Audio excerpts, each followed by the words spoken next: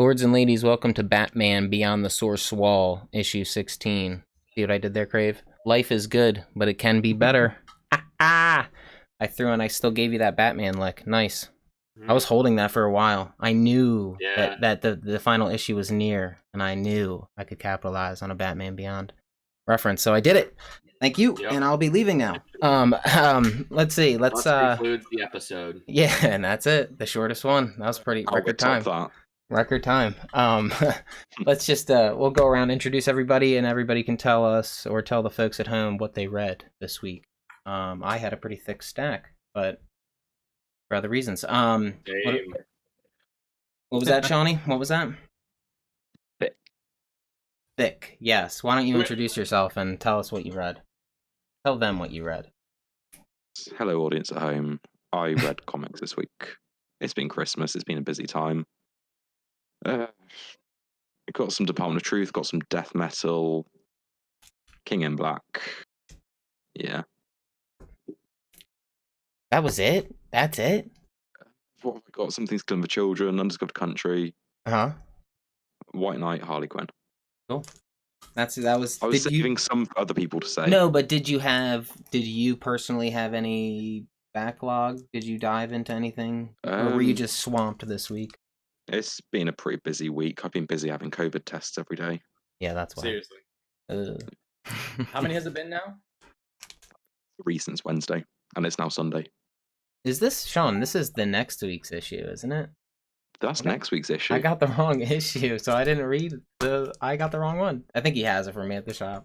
I think it was. How do you have next week's issue? I have the feature, baby. I've had it for a while. But I'm an honest man. It's a really good issue. Yeah, I did, but I'll get it next week. I did tell him like right away because I was like, I looked at the cover and it didn't say Jeff Johns at all, so I was like, All hail. Yeah, it didn't say all hail. It didn't say all hail. So I did not read it. I'm an honest man. So yeah, that was weird though, because I did want to read it, but I'll wait till I get it physical because I can't forget it because I'm trying to get them all. That way I can sell a complete stack. You know, even if some of them suck, like I still wanted to get it because it's easier to sell as bulk unit. Sure. No, this is a really good issue this week though. That's cool. That's cool. I wonder if this one is gold or not. I should have read it and told the world, but no. Who wrote it? Well, I don't know. It doesn't say on the cover. It might have not even said Jeff Johns on the cover of the other one. Let me see. No, the other one said Jeff Johns. Yeah, this one don't. This one don't say.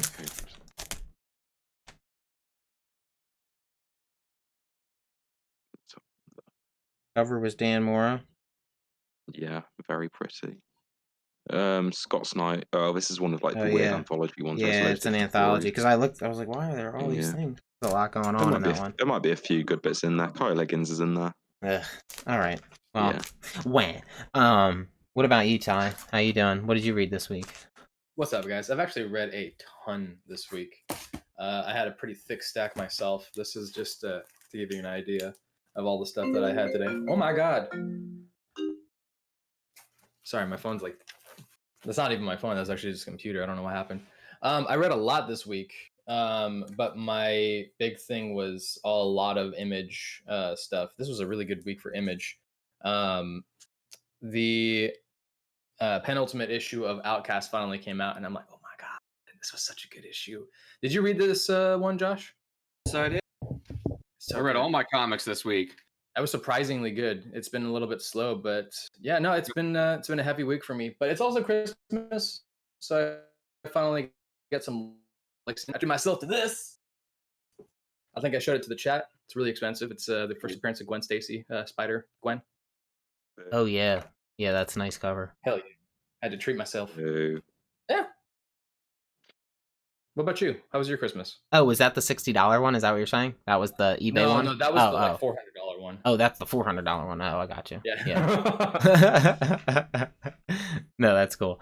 Do you have plans for it? Like on a wall, on a I don't know, you could, people shadow box it. Are you going to get it CGC'd at all? Safety deposit box. Yeah, safety deposit box.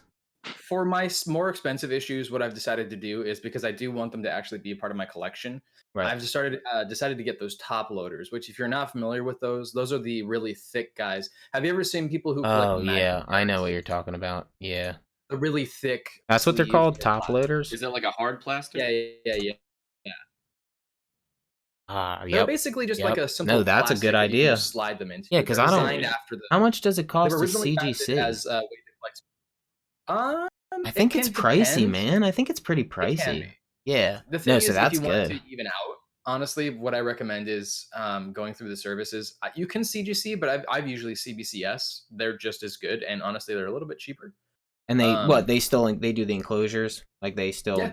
Yeah. Okay. You Cool. can still slab it and Yeah. everything. I mean, for me, I've done it once. I don't mind doing it. I just like having it a part of my collection. Yeah. Because once. What did you get slabbed? What was your one issue? Powers number 1, and I had it signed by the creative team. It was going to be a Bendis one, wasn't it? Oh my god! I didn't actually originally get it with Bendis. It was how long ago did Powers start? When did that start? Oh, forever ago. It was 2000. Yeah, that's crazy. What, like, the year 2000? Mm-hmm. Damn, that is long. Oh, that's long ago. Okay, I didn't realize. So we're saying that Bendis has had his label for that long, or did Powers start under some? Oh yeah, well originally Icon, was that was printed under Image. Then Okay. Afterwards, he actually left Image because of differences of opinion with Todd McFarlane. Reason being is because Bendis actually started out writing some of the side characters from Spawn, which their names escape me right now, but he was writing sort of like crime stories. I can't think of what it was. It's bugging me, I know. But he originally was writing for them. He started getting signed on to do some Marvel stuff. Todd McFarlane really didn't like that. Now, that didn't mean that they like hated each. Thank you so much. Yes, they started fighting. You're welcome. Kind of, not a lot, but they just had some differing opinions. Bendis took the option for more money and more work, so he went to work for Marvel full time. He brought his titles with him. He owned the full license for everything, and he was able to print the Jinx World stuff from there. Yeah, that's good. Smart to own your shit. Gotta own your shit. Let's see. Crave, what's cracking? How you doing? What'd you read this week? Lots of stuff. Had a fat stack as well. Fat stack. I slept on Post Americana last week, and I finally got around to reading that. How was it? Scrokey. It's really good. So it's Post Americana, a wasteland of I don't know, thieves, cannibals, mutants, and this guy breaks out of a mountain filled with the richest of the Americans that sealed themselves off from the rest of the world. Now he's trying to, they're finally mounting an attack. They're about to attack the rest of the U.S. and they basically blow up the entire fleet and escape. Now, that's only stopping them for a short period of time. He's got to get to some other big group. It's kind of like Fallout, where you've got the I can't even remember the name of the different factions. But if you've read We Stand on Guard, maybe it takes place in the same universe. Scrokey was I don't even know if I'm pronouncing his name right, but he was the artist on We Stand on Guard. That was a Brian K. Vaughan book. It was a great book. Yeah. But Scrokey's pulling double duty on this one, writer and artist. Oh. It looks great. First issue was really great. Great. Okay. Great. If you had to compare it to something, what would you compare it to? Fallout. Okay, I'm sold. I'll get it. Why not? Sound pretty sick. The guy's literally wearing like a jumpsuit. Right. Man, I'm not gonna lie. I'm such a simp for Fallout stuff and Fallout related stuff. Yeah, it is. Yeah. It's bloody, disgusting. They got mutant chickens that just tear this guy to shreds. Great. Mutant chickens? Okay. Yeah. Yep. So Fat Stack this week, Harley Quinn, Department of Truth. I thought this was going to be the last issue of The Last God for this arc, but it's the penultimate issue. 12 issues total. Yeah. One more issue. We got a lot of final issues and penultimate issues this week because it was also the last issue of the Maestro arc, and the last issue of this run of Batman Beyond. It's good stuff. We got penultimate issue for Outcast and the Last God. Penultimate issue for the Assassin's Creed miniseries for the Assassin's Creed Valhalla. Was that how many issues is that run? 4. Okay. Pretty sure it's 4. Maybe not. I don't know. No, I think it is 4. I think that's yeah. Yeah, but the last issue really picked up. Kind of get into. Is that Dark Horse? Yes. Okay. Yes, it is. They seem most to be of the, doing that video game stuff. Yeah, got, like, licensed. most That's of the cool. they've done it like 1 or 2 other Assassin's Creed things. Titan Comics does most of the Assassin's Creed. They do God of War. Yeah, Titan Comics is really into like the television and video game stuff as well. They do all the Star Trek, maybe Star Wars. They do Doctor Who. They did stuff for like Penny Dreadful. Tons of stuff. Man, I just read all the Maestro stuff today and like last night. Yeah. It was a good story. That's a good story. There was also an issue of Oblivion Song. Second to last issue for this arc. Did you read this, Crave, ever? Future Imperfect Maestro? Yeah, back in the 90s. Yeah, so this really ties into that. It's so incredibly heavy. It's pretty cool. Like kind of. I mean, it's probably leading up to it. I don't think. Yeah, that's what I'm saying. It's all leading. This new story arc is the run up to this. Yeah, that's pretty cool. Yeah. I was like, wow, it's all because there's a point in this old school story where like he breaks Hulk's neck, and then Hulk has to the young Hulk has to learn he's like, yeah, I broke your neck. Sometimes things take longer to heal. And then he's like, how would you know? He's like, because I did it accidentally, while he was out in the wilderness. And then in this Maestro, what is it? Who's the writer on this series? Peter David. Oh, he's a fairly established Hulk writer then. Yeah, dude. With Peralta on art. Sometimes the art was a little weird. Like the brow, Hulk's brow. Sometimes they draw it as this just entire hat bill. Yeah. Like it comes out like this far. He's just got this shade. I think it's funny though. I think it's almost like exaggerated. Like it's so kind of exaggerated. Yeah, it's kind of, no, I mean like it's almost like maybe to prove a point. Like it's kind of funny. Like his I did notice that. Obnoxious. It was cool, man. They tied in a lot of stuff. I just had read this Future Imperfect story. That was awesome. Look at that. Yeah, that's big, baby. How you do it though? How you do it? I have to say I appreciate this way more, or I should say I appreciate this way more now reading this because this is old school, meaning it's a long time. It's kind of ugly. Like the art is very specific to a time period. The writing is very a certain way, and this newer story really freshens it. So that was cool. Maestro is cool. I'm gonna read the next one. Yeah. The War Impacts. War Impacts. You guys said you finally read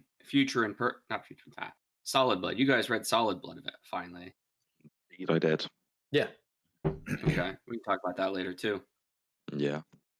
Yeah, I mean, you can guys chat it up now. I did not read it. Did it go online yet? But you guys can definitely go about it because, I'm not really.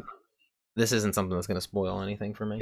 It's really not. There's nothing like that. This is leading to. This isn't a real story arc, so this is just a fun one thing. It's written as the 17th issue of a series that doesn't exist. Mm-hmm. So it's Solid Blood 17, written by Robert Kirkman and art by Ryan Otley. And I really just want to point out really quick that this was printed on newspaper paper, much the same style that you would have from the 90s era, not old school 60s, 70s era, but 90s specific. So this felt very much like a 90s comic. And I think that's a big reason why this was so much fun. Yeah. I put it in my sleeve and I was like, is that it? I thought I got ripped off. And I was like, there's no way it's this thin. And I just looked, I counted the pages. I was so concerned. I was like, oh, wow, this is just really thin paper. Yeah, I loved all the extra details they added in. There was so much attention that went into this. And I kind of want to just ask, why, but at the same time, I'm kind of happy it exists. It's just fun. It's not really something that I need in my life, but it was fun. Yeah. Should we talk about what happened in it? Yeah, can do. You just read it, so you actually have it fresh in your mind. Go for it. Well, just it sort of takes place. Give us a little background, sure. Yeah. It's hard to explain because you don't really know what the background is for it, because it is written as the 17th issue of a series that doesn't exist. So, But yeah. you've got these different characters. It starts off with two of them on a ship, and there's this little girl whose power is to see when people die. Have I got that right? Yeah. Yeah. And she's on there with a guy with robot legs. And they're sort of talking like he's kind of talked about when he's going to die. And he's sort of a bit like, oh, like, you answered that quite easily, so I guess it's not going to be soon. And there's a little bit of sort of banter there.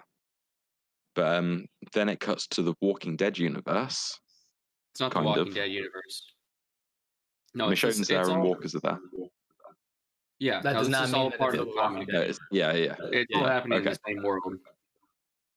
Well, they go to a Walking Dead-esque universe, and Michonne is lying dead on the floor, and we have this. Did we get a name for this character? Yeah, I don't have the comic by me. Yeah, I'm just ripping open now. You're talking about the Skull Dude? Yeah, Skeletor. Yeah. So we get a character called Necromancer. Yes, who's fighting the Bladesmith. Is that her name? Yes. Yeah, and she's So they've got like this rivalry. He's like this big evil dude, and she's yeah. Well, no, it's really hard trying to explain this because I was just saying, like, shout out. Did anything cool happen? If so, move on. Whatever. It's like it's like it's kind of like a one shot. Little snippets of different character interactions. Was there anything pretty large ensemble cast? Did anybody like press on their heart and let off a nuclear explosion that destroyed the universe? Anything like that? It feels like it. It ends on a cliffhanger. Yes. Okay. Yeah. Like very much like a 90s comic does. It feels it's like I think even some of the even great stories that are like written as it's completed, usually great stories end on cliffhangers, you know what I mean? Like even if it's a completed story, that's the point. That's why you want, we're never going to give you any more. Robert Kirkman is basically saying that comics would not be the comics they were today if Invincible and The Walking Dead had not taken off in the early 2000s. He's like, comics would still be like this today. Damn. It's such a strange way of approaching a series. I assume it's gonna. I'm excited to collect it. I assume there's something that's gonna happen. It seems unique, even though it's like a collection that's not really like a collect. They all look different. I want to collect this run of whatever is going on here with Kick Fighter 9, or Go on, Ty. Well, I guess I was just gonna say it's just he's mentioned before. Robert Kirkman's mentioned before, and we talked about this how Michonne was originally created for a comic called Dead Planet, and that got turned down. And I think that this is supposed to be like what that world was going to be like, but maybe it also almost feels like this is him saying like, no matter what we create, it's going to be fun, or no matter like where we kind of go with our stories, we can drop you something in the middle of a. Comics don't have to necessarily also be, in order for you to get involved in it, you don't have to buy a number one. You can hop onto a book and then just know what's going on and still enjoy it. Like this is issue, air quotes, 17, of this fake series and everything. I don't know. It's hard to try to like put your finger on like what exactly this is, but I'm happy I purchased it. It's such a weird thing that I feel like it's got to be, even if it's not issue 18 of the series, I feel like it's going to start something. Kirkman's got something up his sleeve. Yeah, I think so too. This is going to build towards. Because on the back, we've got an advertisement for Kick Fight issue 9. It's kind of funny. Art by Cory Walker. Do you think so there's no barcode on the back, and is that the cover, right? That's the cover of the next issue, right? That back could be, It could still have a barcode on it. I'm wondering. Barcode on it. I know, but I'm wondering, is that nostalgic barcode and this one won't have one? Is that barcode on there because it kind of like fits the... I'm just wondering, because it's kind of funny to not put I would say yes. It's kind of funny to put a barcode on the front, and then look, that's the cover of the second issue or whatever, and there's no barcode on the back. I'm just like, why not just put the barcode on the fucking back? I'm actually happy you brought this up, because this is actually something that I noticed and I started looking into a little bit because of the Ultimate Comics Spider-Man issue #1 that I purchased, which has 2 different variations, much like some of the other comics that are out before that time. There's the direct book. What's that? That's a Bendis book, isn't it? Yes, I get it. All right, He said the Ultimate Spider-Man. Boo. So there's the newsstand editions, and then there's the direct editions. Right. I've seen that too. That's an interesting thing about some of the newsstand stuff, is because the direct editions will have that barcode. Yeah. But the newsstand editions will just have a logo. Yeah. And that's something you can identify between the two. They'll still put that logo on there, and it's kind of weird. But I know that is a weird. That was weird too. I don't really know when they stopped doing newsstand covers, but I know that there's different variations, and in some cases, because they're newsstand, they were lower print run, making them more valuable. Yeah. I've seen all that shit. I remember I was talking to the comic shop guy because I was like, dude, sometimes when I look at a cover and I just at the Dollar Comics, like I just wanted to buy that issue of whatever it was because the cover was cool. And when I pull it out and I see the barcode, I was kind of like, I started noticing as I was pulling Dollar Comics, I was like, damn, these ones look ugly now because I have a stack of ones without any, it's just a clean cover. And then now these, I'm like, man, they look, it's like, have you ever seen those people, all those YouTubers who have like all their video games on their back wall stacked up and it almost looks like a GameStop? You know what I mean? Like the way they set it up. And I'm like, man, they feel like they're in a retail store. They feel like you're in their like retail store. So when I see the barcodes, I'm almost like looking at the comic like, man, this is no longer like an art. This is just a piece of, this is something you've sold me. Like, you know what I mean? It's just tchotchke. It comes off tchotchke. But I don't really blame you for thinking that way. I think that was something they started doing a little bit more in the 80s, and that kind of picked up from there. But Image definitely is one of those companies that has decided, no, we're not going to do that anymore. I mean, hell, even the Black Label stuff. Did you ever hear my comic shop owner told me why the barcode is on the front for those two main guys? Comic shop owners would write into the Diamond or whatever and complain all the time that in order to scan them and do their inventory, it was easier on the. It was they didn't want to have to pull or waste time or anything. They wanted it right on so they could scan it and shit. And like that was one of the reasons. I mean, that kind of makes sense. You DC and Marvel an apology now on air because it's not their fault that comic shops. No, and and the funny thing, my comic shop owner, to him, he was like, it really wasn't that big a deal. And I was like, yeah, it kind of seems like that's bitching. I'm like, really? You're willing to complain? That's your big issue? God damn it. So, dude, that's nothing compared to some of the complaints that I've heard. So back in my old store in Vancouver, Washington, they were invited to a DC retreat for comic shop owners. And they had like 500 owners sitting in this room talking to Jim Lee and Dan Didio at the time when he was still there. And they were listening and talking about publishing recommendations and issues that they were running into. And right around this time, it was the New 52. So all of the criticisms were, why are you doing another reboot? And nobody wants this anymore. And it's just, and they were just railing into, and I'm talking like just nerd rage level, like kind of cringy shit that this was being told to me throughout, secondhand. So don't take my word as gospel, but the amount of complaints that were just being thrown their way, it might as well have been mud. I mean, this is not a new thing for people to complain about things inside comics, right? But yeah, the retort at the time was also, from that same shop owner that I was talking to, that, even though there is another reboot and people are a little tired of it, it's still something that is going to be driving sales. I mean, the issue #1 of Batman for New 52 was one of the best-selling issues of Batman. I mean, outside of Three Jokers now, but right, that's crazy. yeah. People are always going to have something to complain about. Sometimes they're valid, sometimes they're not. I mean, there's a reason why nerds online are turd blossoms sometimes. You know what I mean? Hear my rage. Exactly. Just a side note, because I didn't notice this until this week. I think I might know why death metal, like Dark Knight's death metal, is no good. I don't know if it's just me, but did you guys know it was... Every time I looked this up on my comic website, it would never come up Dark Knights. Because I was spelling it night. Like everything else Batman has been spelled. Like the night, and I didn't realize it was... Steak. And it's an N. I know, and I'm kind of like, that's why it's bad, bro. That's the epitome of why the story sucks. All you had to...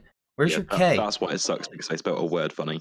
Well, no, I'm wondering why they didn't. No, they obviously didn't capitalize on the fact, like the White Knight universe, the Nightmare, like things like that. The Dark Knight. I'm like, Dark Knight's death metal, and I'm just wondering, what the hell is that? Did they really? Because it's like, because the first one, Metal, was also called Dark Knight's Death Metal. But it was still Dark all about Knight's Metal. It was still all about Batman. Like he was the main. Yeah. Yeah. I'm just wondering. They actually said specifically that this one they didn't want to be another Batman story, and they wanted it to revolve around Wonder Woman. No, I'm saying for like the metals. Have Batman mixed with every single character. There's millions of Batman in the story, and I'm just like kind of like, I'm just wondering. I was kind of like, man, missed opportunity, man. No wonder I could never. No wonder none of these ended up on my pull list every time, and I had to remember. What, I see what you're saying. I couldn't. Okay. I kept searching it up wrong because I thought it was Dark Knights, like KN. You're saying because of your desire as a customer and as a fan, you weren't looking it up properly, so there was miscommunication. Yeah, so I for kept people who are in your field. Yeah, I every time I'd look it up on this website here, it would never come up. I'm like, what the fuck? Where is this story? I'm trying to pull it so I would remember it. And every week Sean would be like, yo, there's a tie. And I'd be like, what's it called? I got to tell the guy when I get there because I don't think I pulled it because I can't find it, when I look it up. So this website's very specific. When you search the comic, like if you spell something wrong, it doesn't bring the shit up. Yeah. So there you go. I just thought it was funny because that made me notice. And I was kind of like, man, seems like a weird missed opportunity, for like the whole Dark Knight. I mean, there's the White Knight. That's cool. And now I was just looking at an issue that is coming out. Okay, so we have this. DC has this thing called the Dark Multiverse comic, right? Going on right now, right? From the Dark Multiverse. Yeah, Tales from the yeah, and they're doing a Tales from the Dark Multiverse, Dark Knight's Metal #1. That's like almost like that's almost like Inception levels of like you went into one layer of cake and then you went into another layer because it's like you're doing like a spoof on a spoof. It's already a spoof story. So I wonder how deep that story is about to go. How crazy is it going to be? The Tales from the Dark Knight, Tales from the Dark Multiverse series has sort of been like, what if the heroes lost these events? Like you've got, you had like Christ on Infinite Earth, and it was like, what if the heroes lost? You had Hush, and it was like, what if? It looks like a weird cover. Like I don't even know what to make of that cover. It's going to be Dark Knight's Metal, but if the heroes lost. Okay, I got you now. That's kind of thing. Yeah, one deeper. Cool. Hell yeah. All right. What else? What do you want to do? Department of Truth? Well, you want to do news, or do you want to go through these comics and then do news? 1 second. Yes, sir. I think everybody else is kind of coming out through your speakers. Like you know what? This is just a consistent issue with mine, and I've tried for the life of me to figure out what this is. Wear headphones. I don't have my headphones in front of me right now. That's fine. We can wait. Do you want me to wait? You want to go get it? They do help. Though. It's okay. Yeah, they do. Yeah, if you guys want to cut this, that's fine. I'll be right back. So, what do you want to do? Department of Truth, or do you want to save the news for last? You want to do the news? Okay. Yeah. Let me put. Cool beans. Yeah, headphones work, man. We get some good conversation going. Yeah. Dang. Pop. Mm-hmm.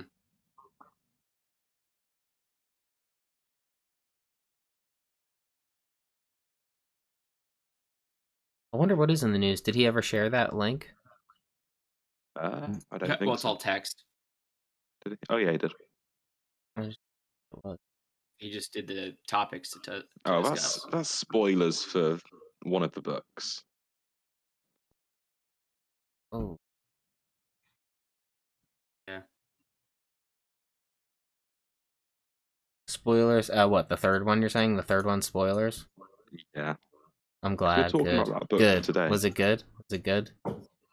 Yeah, King in Black's really good. No, was that good? It was well told in the story. Oh, I'm glad. I need that story.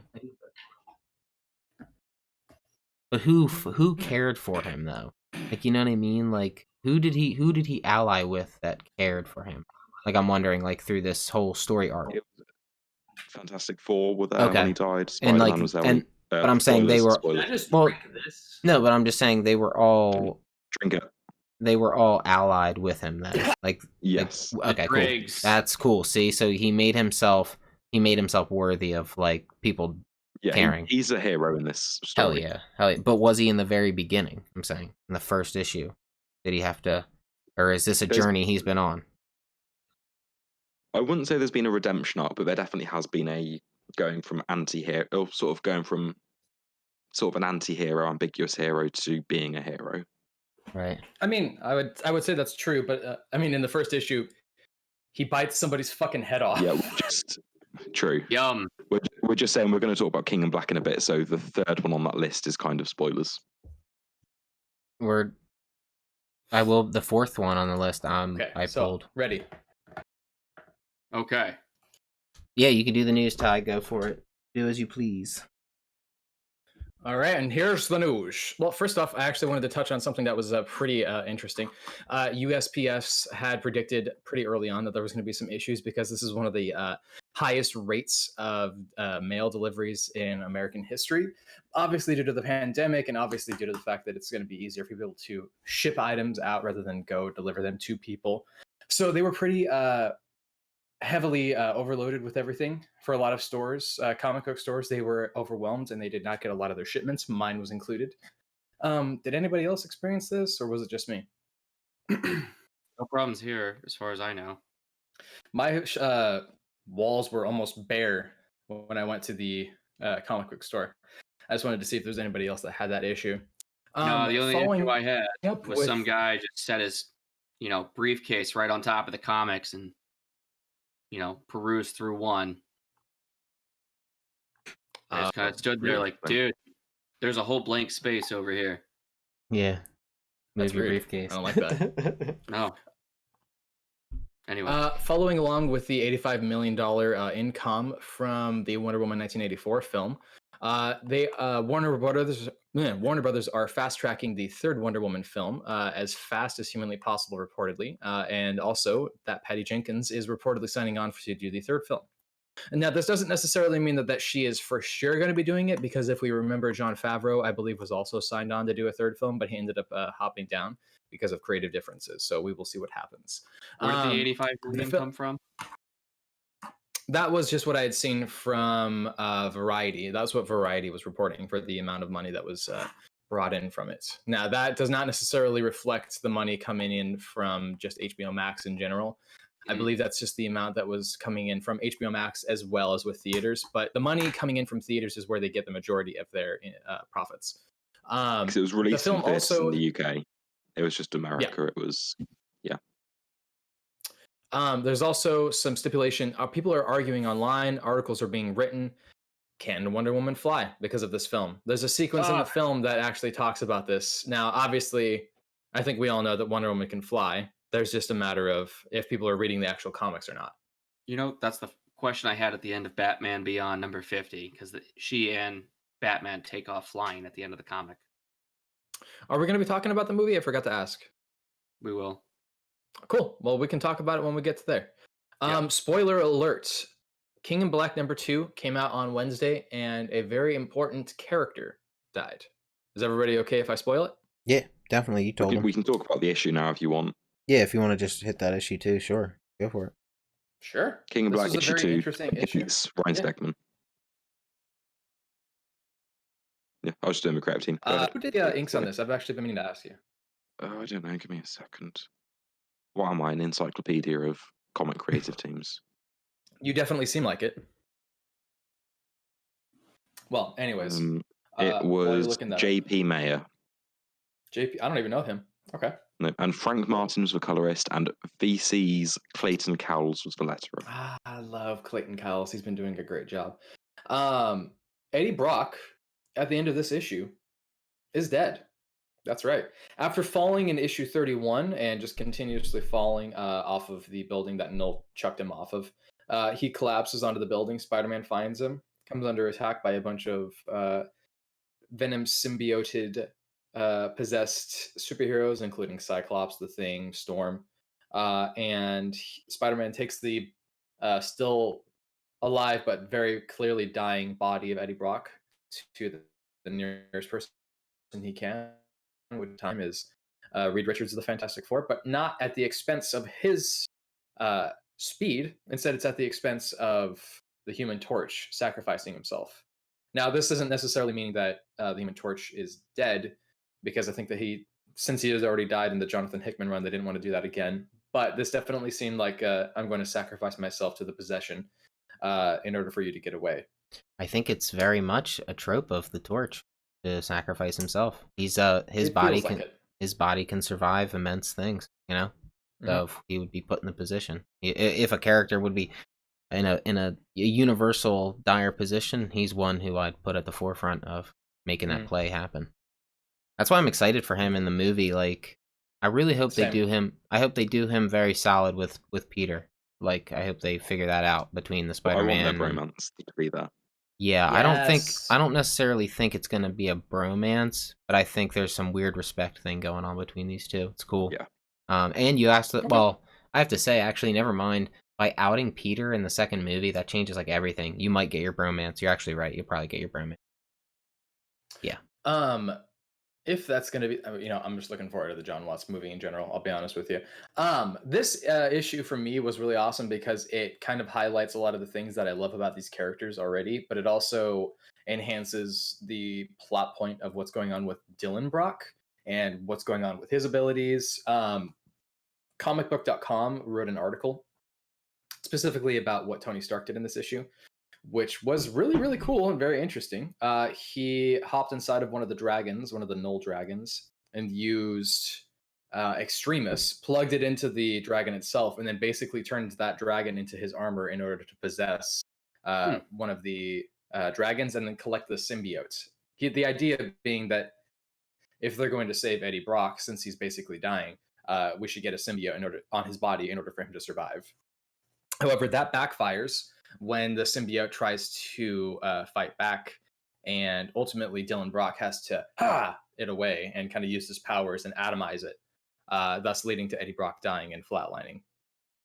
Now, this does not really seem like one of those, hey, kids, he's dead for one issue. The way that this is advertised, this actually looks like it's a possibly continuous thing, but it also depends on what happens next. I don't believe that Donny Cates is going to forever have... Yeah. Absolutely. I mean, for Donny Cates, he is Venom and nobody else. And I feel like this is going to be an interesting plot point.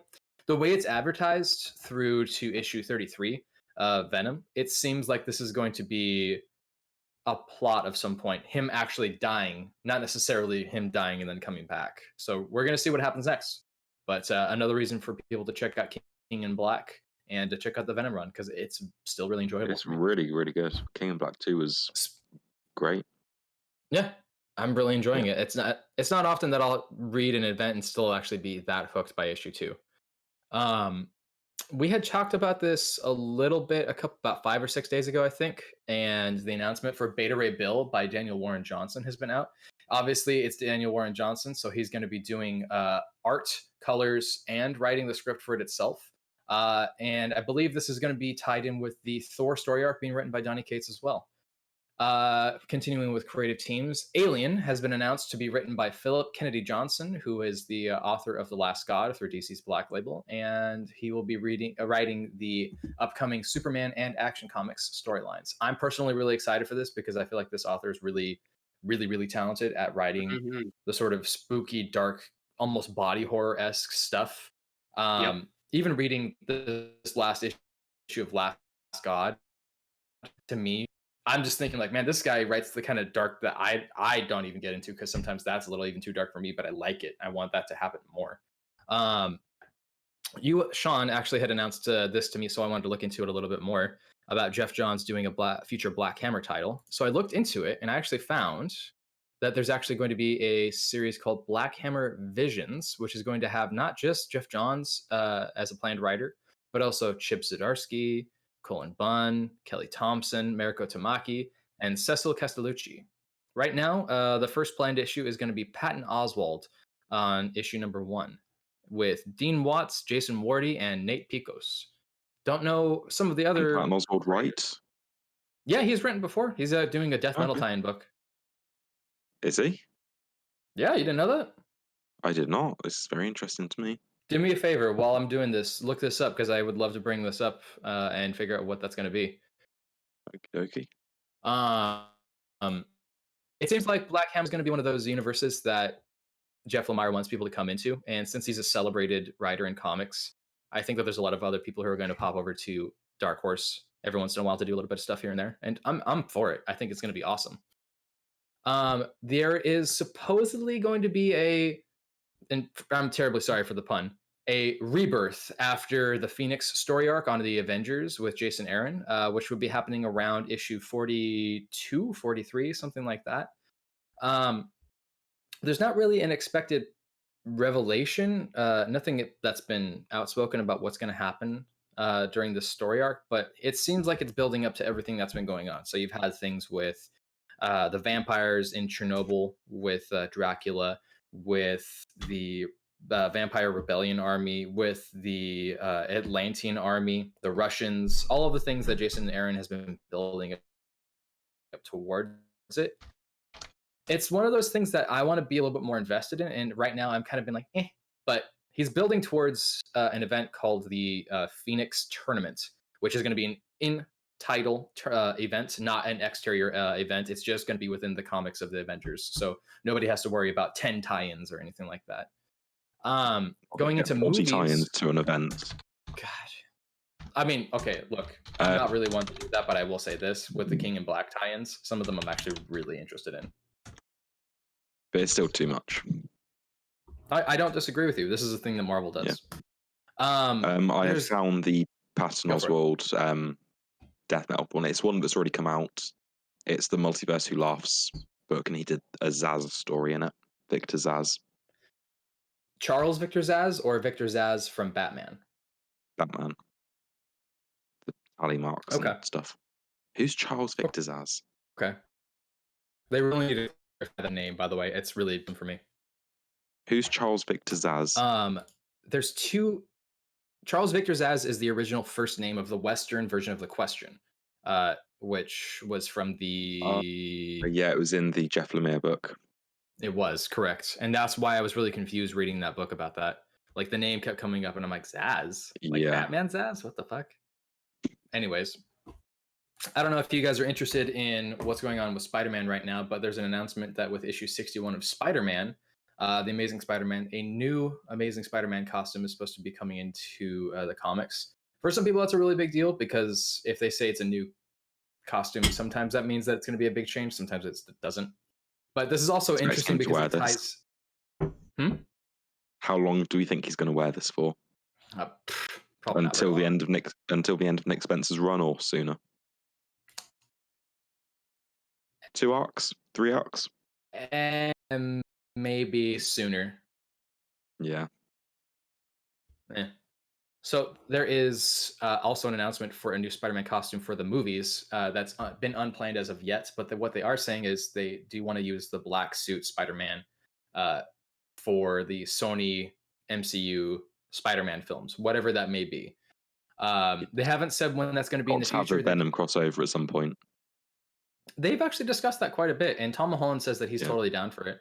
That's going to be interesting to see. I'll tell you this.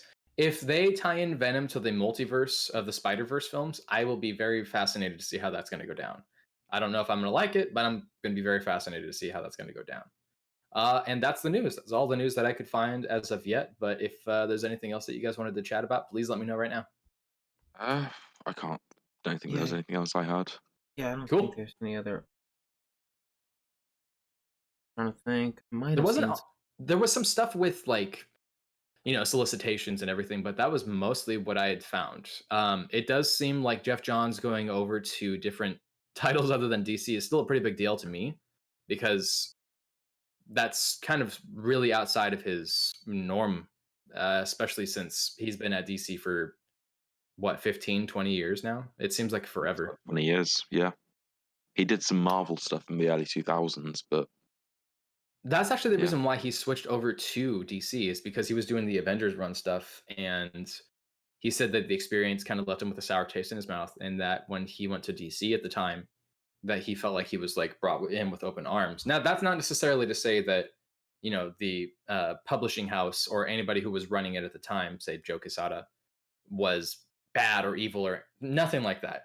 I'm just saying that that's what he had said, and that he felt more welcomed there, which is interesting because at the time Dan Didio was still there, and Mark Waid had said that he didn't want to go back to DC because of Dan Didio. So everyone has different experiences, interestingly.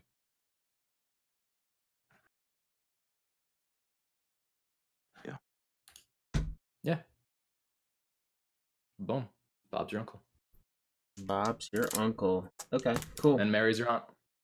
Do you want to just hit Department of Truth then? Yeah. Hell yeah. Department of Truth, written by James Tynion IV and art by Martin Simmons, I want to say. Yes. That's a guess. Martin Simmons, yeah. No, you're correct. Turns out I am a walking encyclopedia of creative teams. I knew it. I told you. Don't.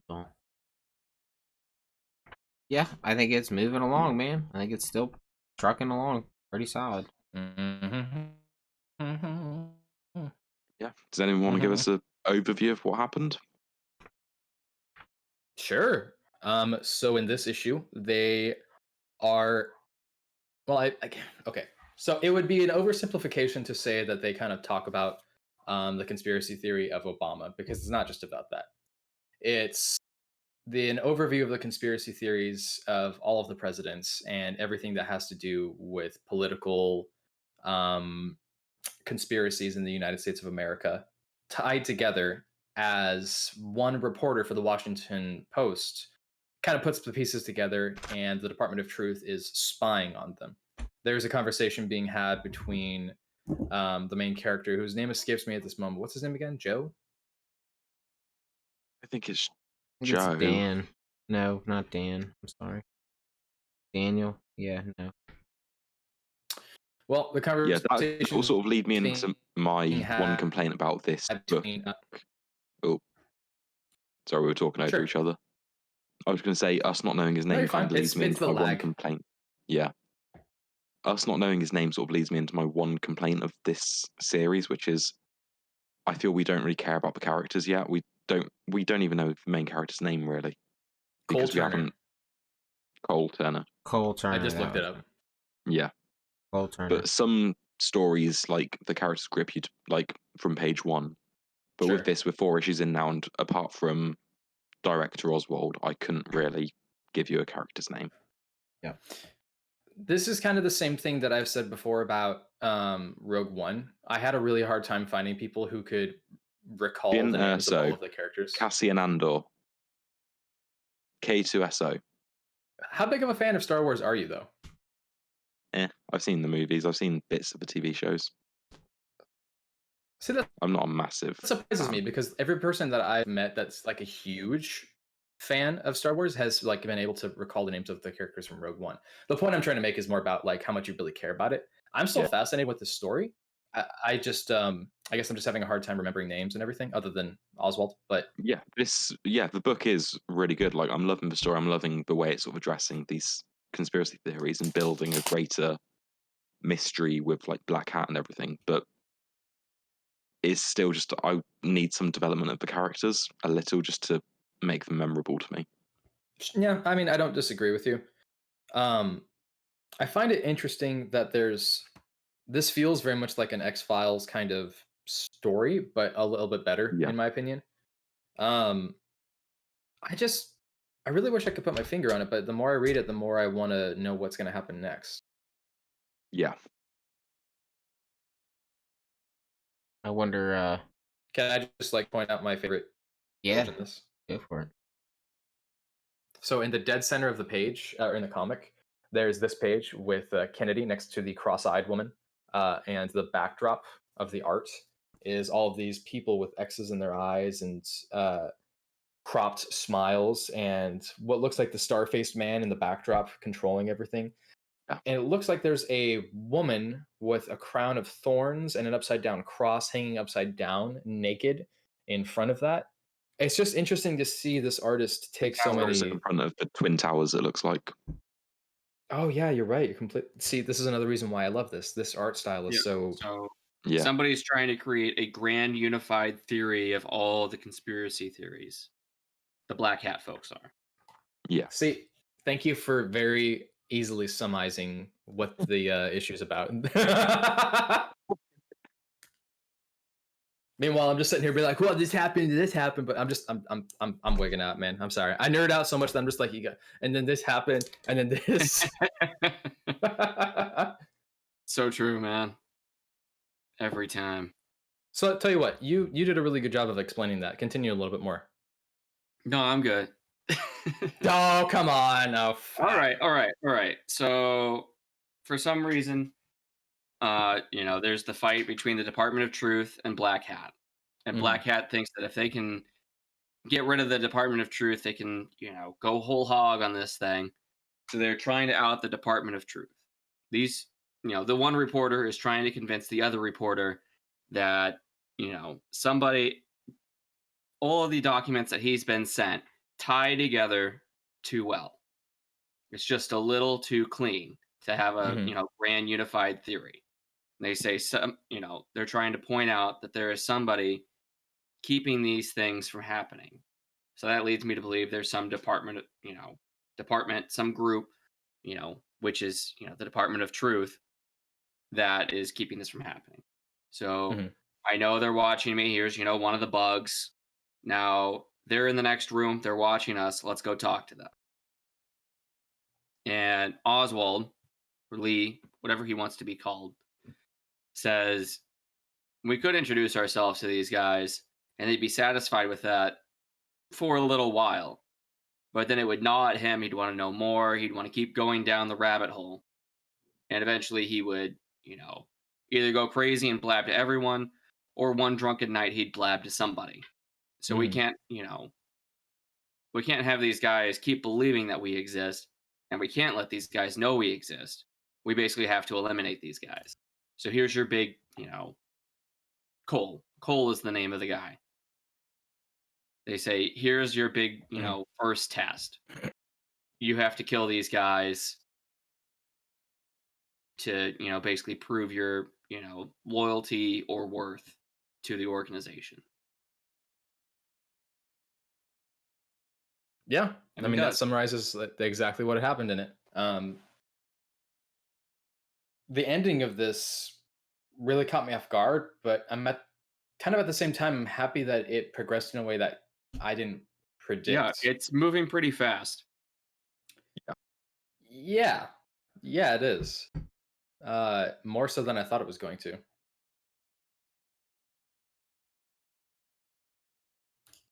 think this one kind of was like filler, as compared to the other one, So I think the next Why do you issue. say that? It's I wouldn't say it's filler. I think it's like episodic storytelling. No, because issue I feel 3 like was this the one. school shooter issue. Yeah, and it didn't okay. really move the Black Hat story Yeah, that's forward. true. Yeah, I got that. It's just telling these one-off like mysteries, conspiracies, and sort of pushing the story forward while also telling a self-contained story. I'd say. True that. Like, yeah, it is a bit like a TV show where it's these different cases with an overarching story linking them. True that. What was next? Harley. Harley. Yeah, cool.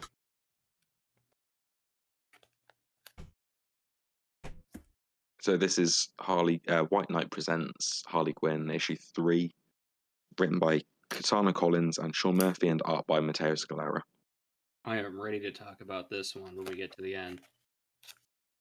Well, just you can take us away if you want. Yeah, and tell us about. I got my theories about what's going on. If somebody else wants to kind of summarize what's going on, She's investigating. Okay.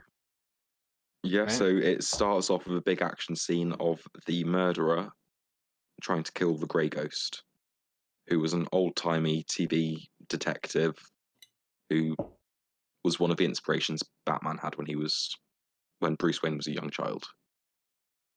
So we have this big action set piece where he escapes from her. Ty looks like he wants to say something.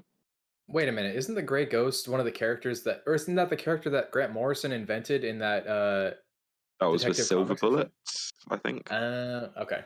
Grey Ghost is from the animated series. Like the Mask of the Phantasm. Interesting. Yeah, it's this issue sort of builds up that someone is hunting like classic like golden age stars and starlets. Mm-hmm.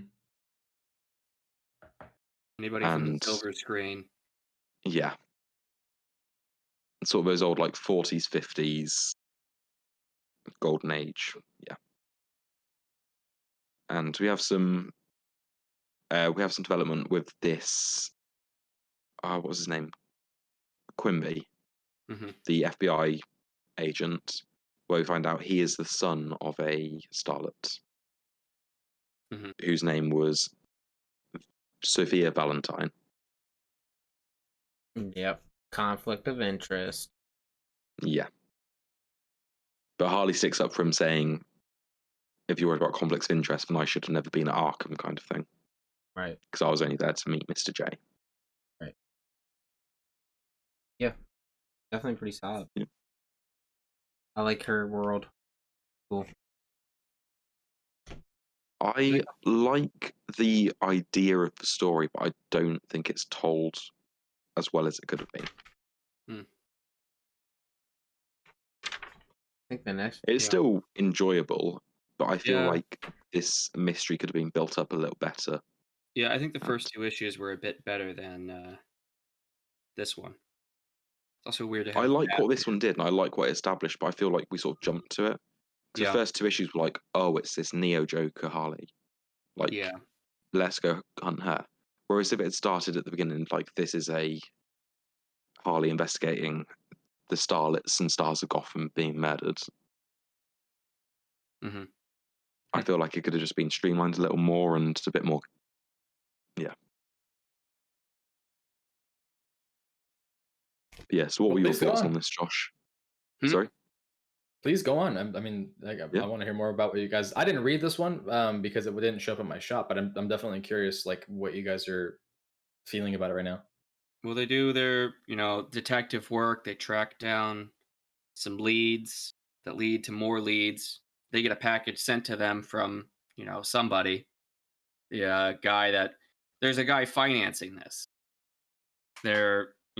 He's financing whatever the lady's name is.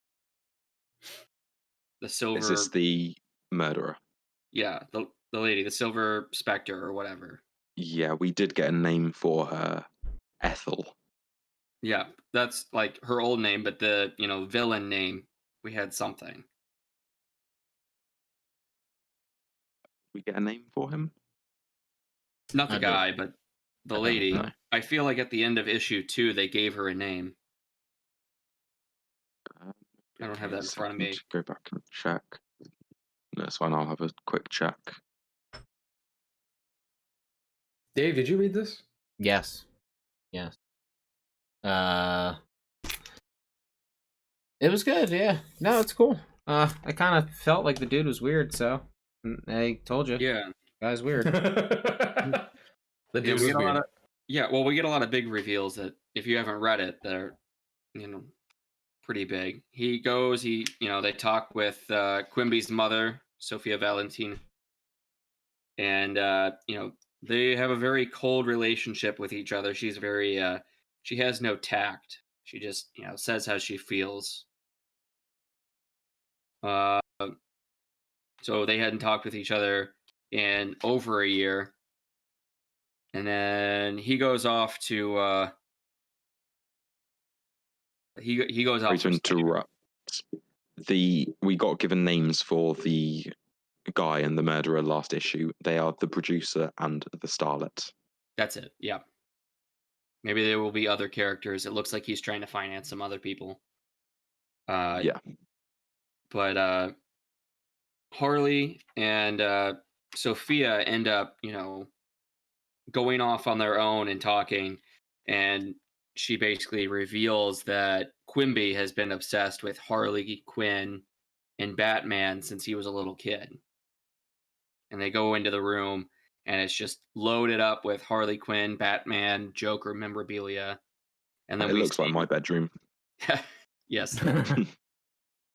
And then we see the starlet is in the closet, watching them through the slats.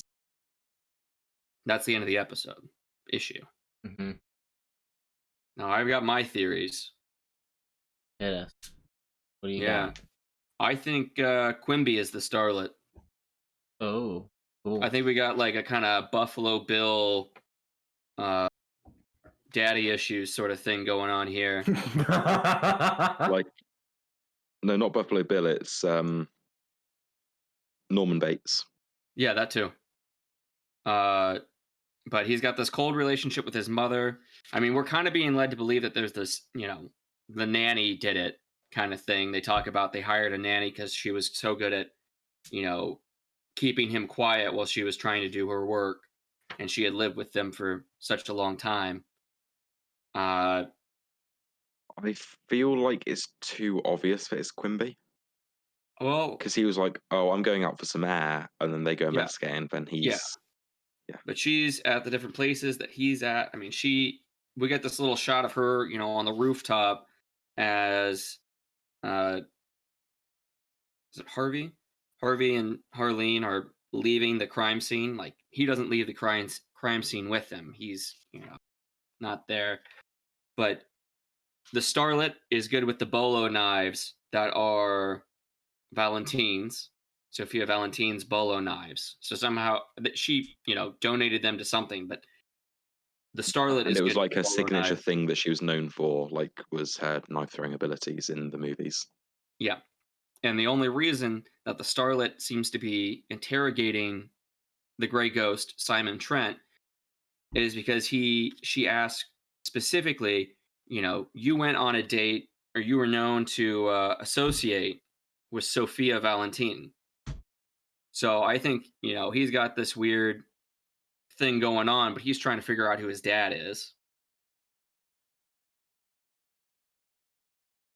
That's what, I think her business is, his business.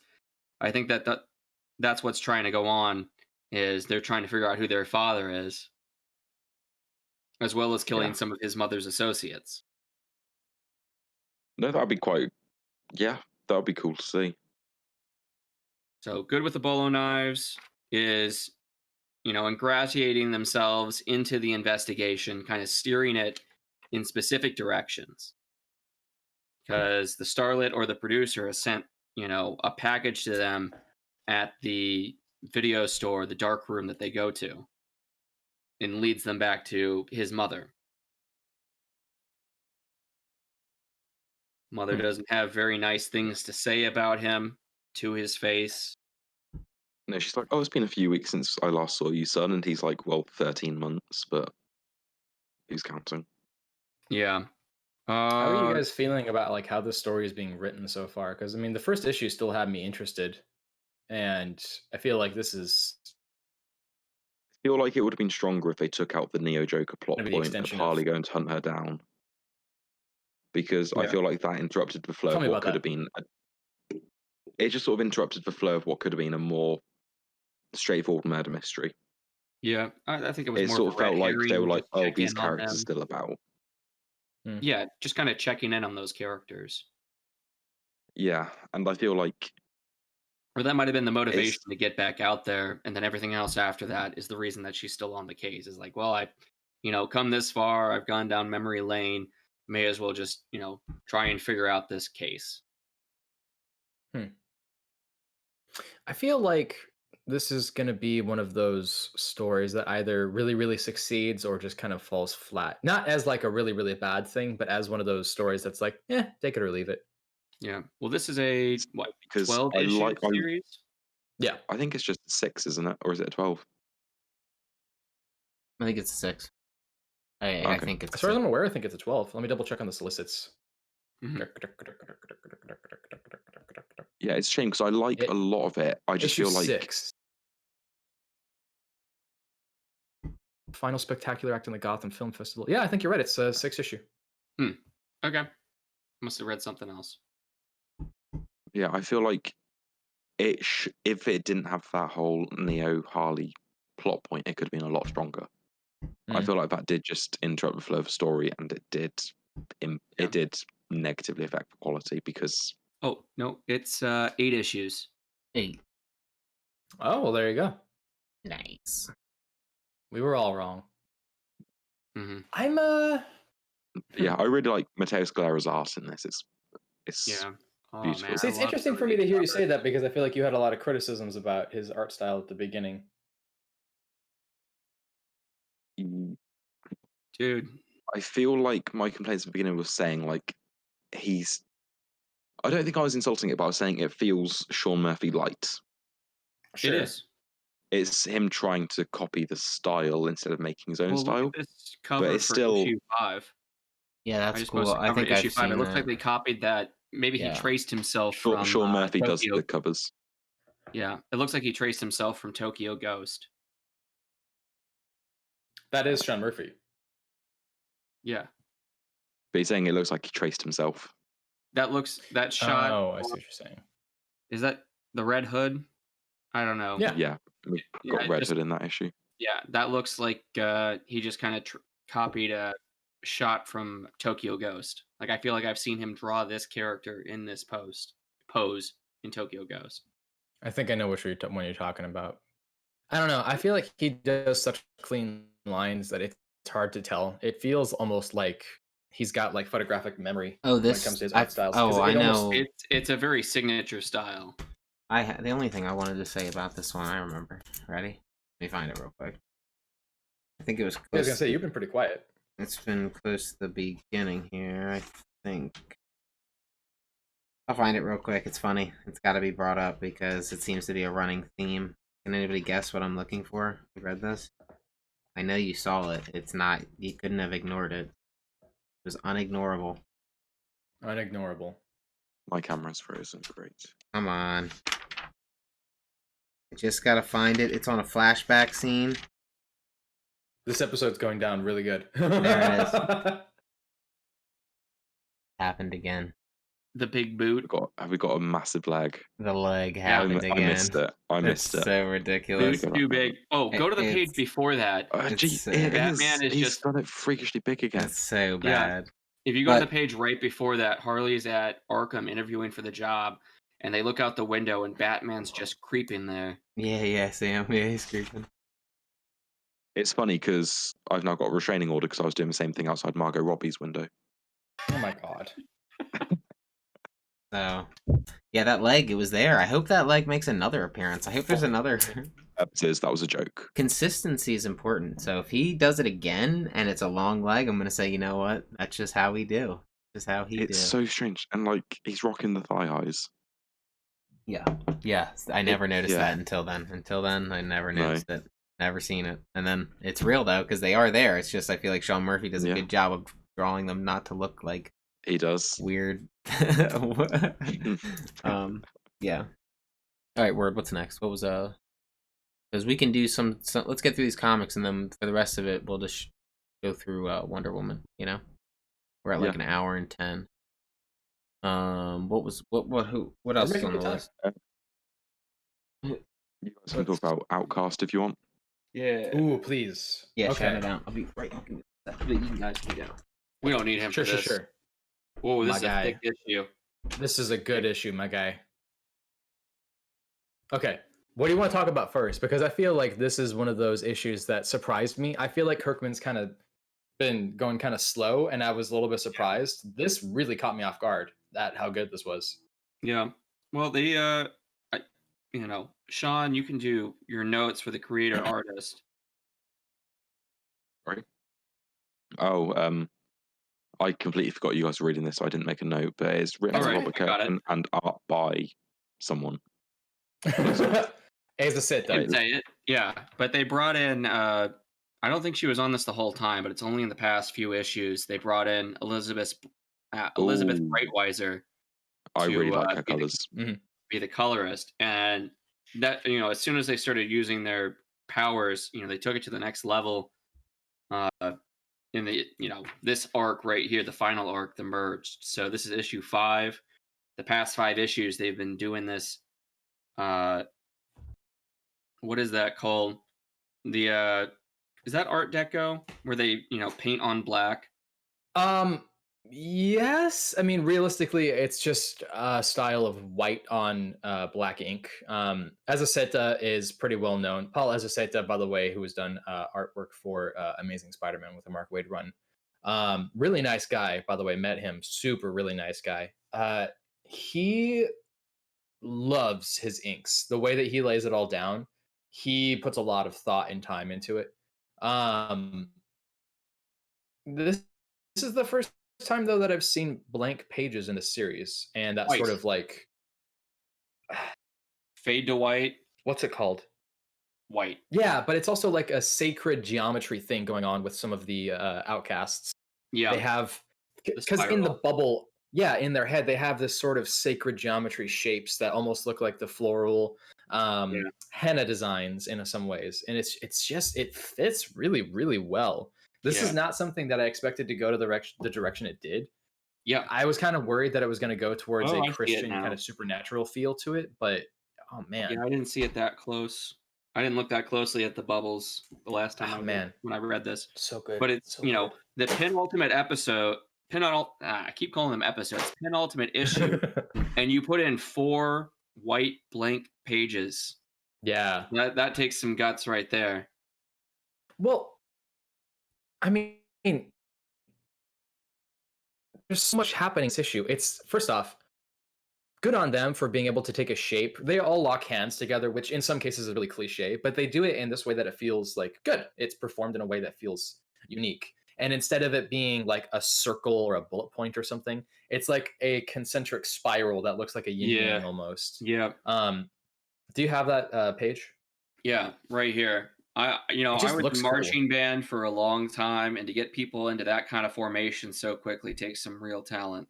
Mm-hmm. It's interesting. It just feels different, and the way that the story is told feels like methodically, like episodic, the way that it's going through. Because in the beginning, you've got this merge, you've got the conflict, you've got people wandering around.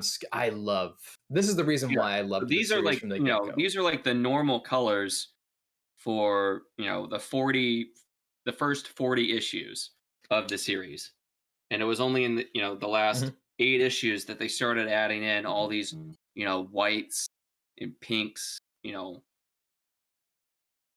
whatever colors. It stands out. I think that Kirkman wanted to hop off of that. I know that part was fantastic. A character gets shot. Oh man, there's just so much to say about this issue. I didn't say which character got shot. I'm just saying that a character gets shot. I don't know how to explain it. This is just it feels like he actually knows how he wants this to end, and that feels really nice. Because I was really concerned that in an interview or something, he said this was. Yeah, he said this is the first series he's written where he knew the ending before he started. Yeah, which is great, and this doesn't feel rushed. Well, this is like the third long-running series that he's done, so that doesn't, Oblivion Song came out after that, and I'm sure they knew the ending to that as soon as they started. Sure. Yeah. I guess what I'm trying to say is not necessarily that he just knows. Yeah. I guess what I'm saying is like I don't necessarily. It's not that I'm saying that I didn't. I'm just happy that it's not being rushed to the finale. I'm happy that they're like, we're gonna take our time. We know how we want this to end, how we want these characters to interact with each other, how the plot to go. I was worried about that because of the amount of villains, air quotes villains, being introduced into it. Because at first you had the one main character, the one villain who wore the black hat. He was the white male. And then there was the family man, the black male. And then there was the white woman with the big white hair. Rowan, I think was his name. Yeah. All of those characters were introduced really quickly, one after another. And it felt like they were trying to like replace the villain character as much as possible. And then something there's not a whole lot of face-off changed for the dynamic. And then Kirkman was just like, no, you know what? I know where this is going. I don't know if it plays off like maybe like a slow burn like Fargo where he was going with that. It is a slow burn. I don't know. I have no idea how to predict what's going to happen next, but I'm very intrigued. I'm hoping that this is going to be the quality that this is, because this issue was good. I don't know if the detail's going to come through here, No, it's not really. Oh my god. There's Yeah, the that. angel that's coming out of the one possessed lady, and it's got all the different geometric shapes behind it, or just one of your grandma's large doilies. This is one. If you had asked me when this first started coming out, which artist stood out to me as far as like taking risks and doing some different things, Azaceta was one of those artists, and I Yep. would have put him on par with Austin. Right now, I think that this is that level of quality of art that I think that when he experiments and does things a little bit differently, I think that he really does shine, and I'm really happy that he's being given the chance to show some of that off. So in the letter columns, I'm not sure if you read that, but I did a little bit. Yeah, at the end, Robert Kirkman talks about looking forward to all of the letters, everything. Please write in, tell us how you feel about this, and it seems like they're going to try and print as many of those as they can in the final issue. Now, that normally, the normal cycle of stuff, you don't normally see letters for 2 issues, 2 months.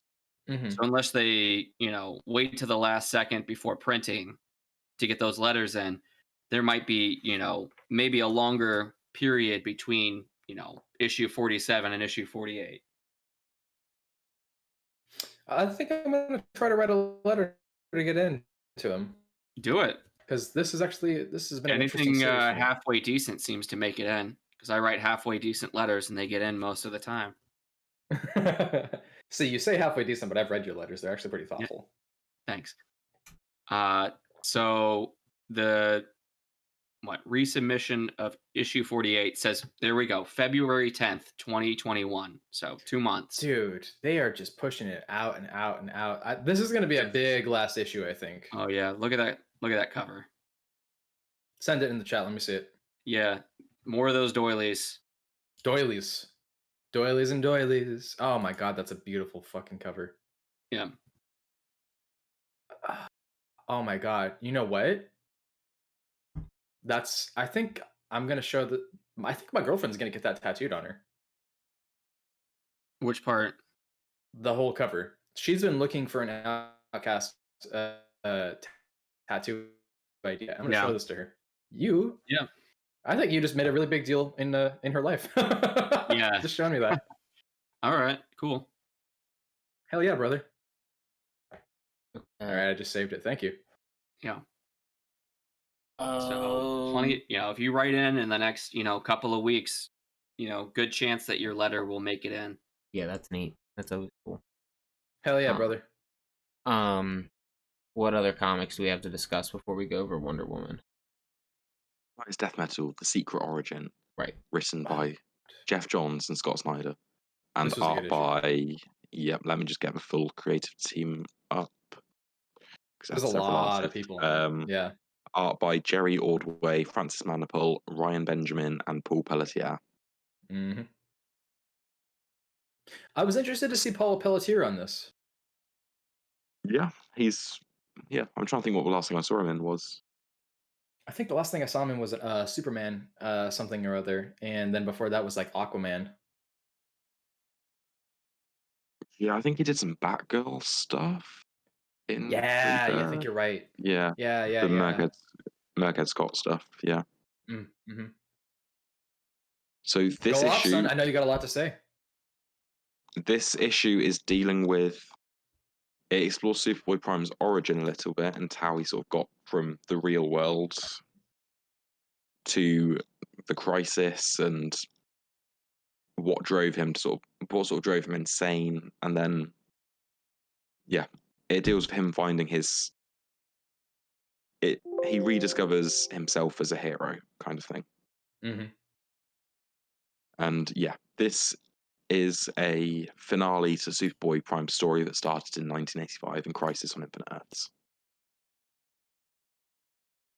A finale until they decide to continue it.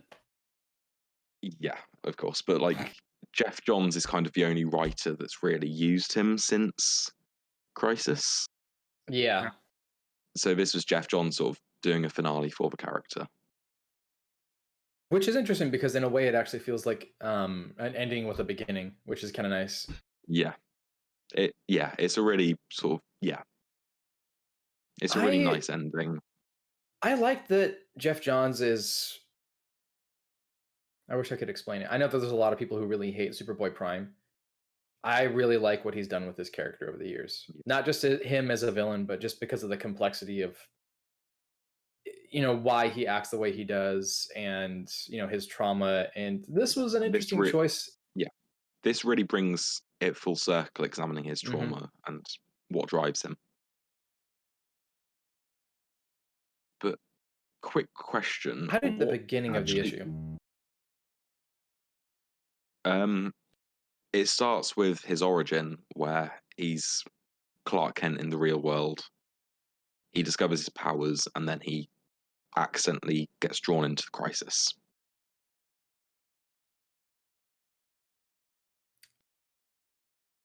I don't know necessarily how to feel, I guess, about the beginning, because I feel like it's kind of adding things in a circle in a way, because the original origin, this Superboy is from the universe where the publishing house that had the original rights to Superman was just pushing out Superman comics left and right.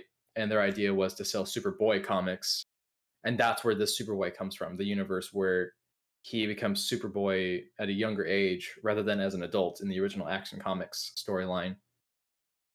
Okay. This is a retcon that's happened before this issue. Kind of following up him coming out of the. Yeah, that will be a retcon that's occurred before this issue then, because Superboy Prime, from my understanding, was a character from the real world. Kind of. So one of the last times that I saw him being utilized in like Infinite Crisis, he was put into the real world, and people kind of treated him like a psycho who was just reading the comics all the time, and he was sitting in his parents' basement, and they're like, Clark, and they would call him Clark Kent. And then it was kind of revealed that he was in our reality, air quotes, Yeah, because I remember the famous page where he went to DC and beat up Dan Didio. Exactly. Yeah. It was I guess I'm just confused about like what happened in a linear timeline.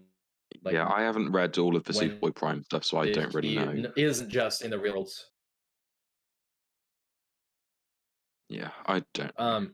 Just as a heads up, by the way, there is a serious lag between us. So if I am talking over you, that's not intentional. My apologies. No, it's fine. Yeah, you're I can tell through. there's a lag. Yeah, you both are coming through fine.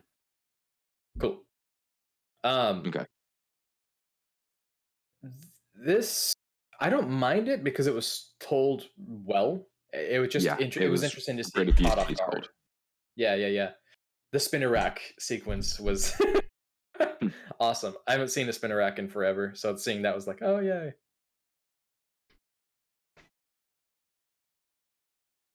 I have to ask, what was your favorite artist on this book, like in the sequence? I really, really liked Ordway's stuff. Mm-hmm. Like, it was so reminiscent of the era Superboy Prime came from. But I love Francis Manapul. I don't blame you. Yeah, and in this issue, he's firing on all cylinders. It's so beautifully drawn. His stuff with Crypto. Agree. The Crypto sequences were some of my favorite, but it's hard for me to like compare, just because the Jerry Ordway stuff, like you said, is so timely and it just fits so well. Yeah, I will say that the art styles in this book, they were perfect for the scenes they were showing. Agreed.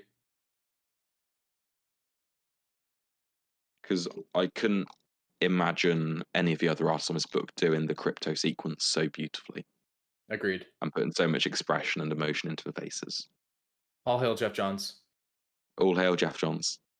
But yeah, and it's not just his origin, because we do have a fight between Superboy Prime and the Batman Who Laughs in this issue. But it's told well. It really is, and it's got an internal monologue from Superboy Prime where he's dealing with it. He's just talking about claiming his power back and winning, and he nearly goes too far, kind of thing. And yeah.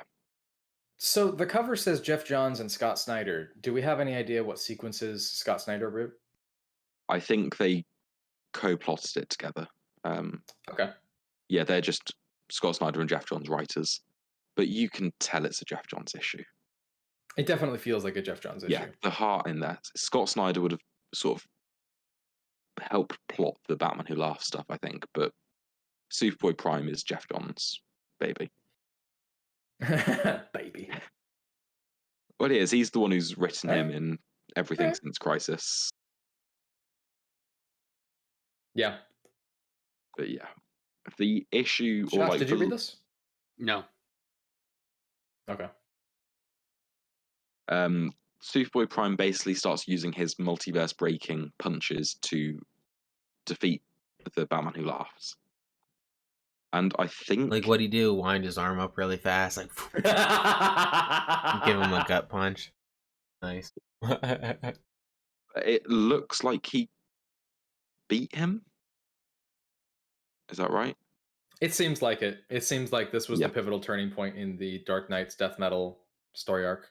Oh yeah, Yeah. that's cool. So it looks like Superboy Prime is now killed, or at least beat down the Batman Who Laughs. And it sort of ended with him. He used all his strength to do it, and he died. He died doing what he And loved. punching fuckers. Yeah, yeah.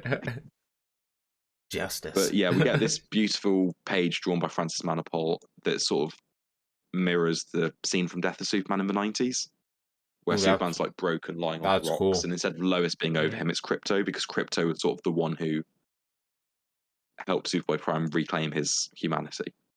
But the camera sort of pans out, and we see Superboy Prime laying there, and then it cuts to the Superboy Prime from the real world reading a comic, seeing Superboy Prime die. And it's sort of gone full circle, and he's woken up again. Yeah, that's cool. In his home world with his girlfriend, and he goes outside and he's like, I can't believe I'm back, kind of thing. And the issue ends with him getting his powers, and the final page is him lifting up a car, which mirrors the Action Comics #1 cover. Nice. And it's just a really beautifully told story, and yeah, it goes to show how this event could have been with a better writer on it. Yeah.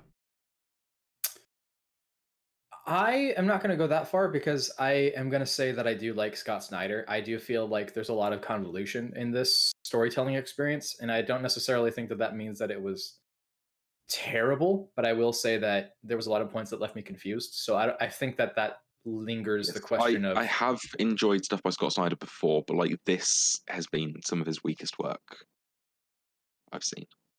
I mean, when it comes to the way that he does his kind of fast pacing, I'm not that thrown off by it. I think the thing that I'm more confused about is it that I need to read more of the tie-ins to understand some of the things going on, or is it that there's just so many things Read every happening? tie-in, and it's just there's all these plot points that are like half developed or rushed, and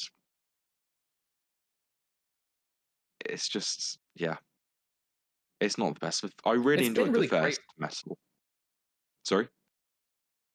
Okay, yeah, that's fair. I mean, I feel like even the ending in Metal, the beginning, I was like, okay, but I still think it was a fun. The first one was sort of a fun action adventure kind of thing, like, whereas this one is just really convoluted, and it's taking everything from Metal and turning it up to 100 and being like, oh, you like Batman mixed with the Justice League? Here's Batman mixed with every single character in the DCU, hunting down every hero.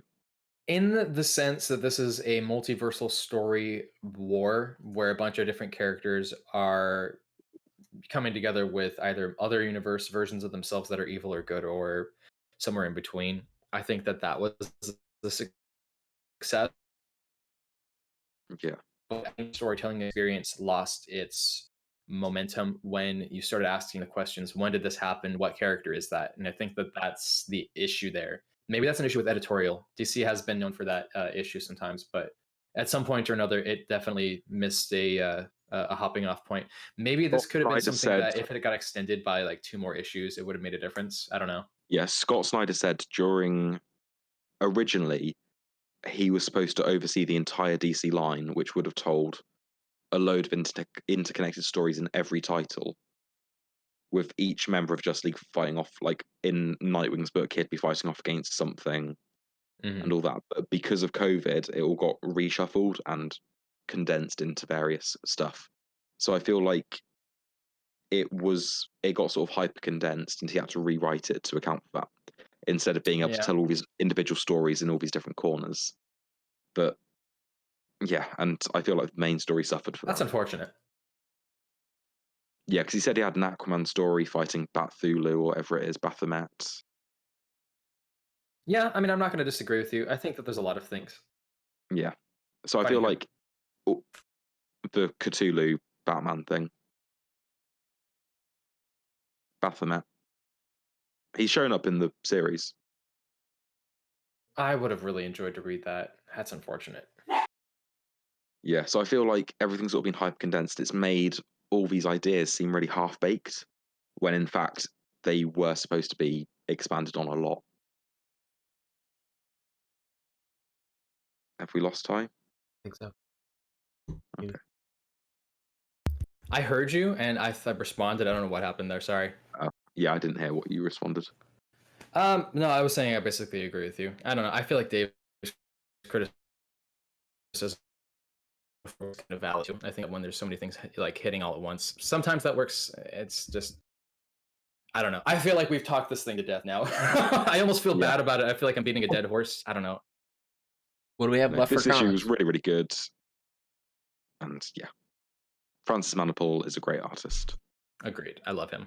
And I'm just going to send the picture of like Death of Superman to the chat, so you guys can see how beautiful. Well, even the icon that you chose for this episode was really good. For like, Yeah, it's he's pretty. Real pretty. I did consider using that page, but I thought the one of the dogs sort of looking at him was a bit funnier and a bit more lighthearted. Dave, is that your stack of comics this week?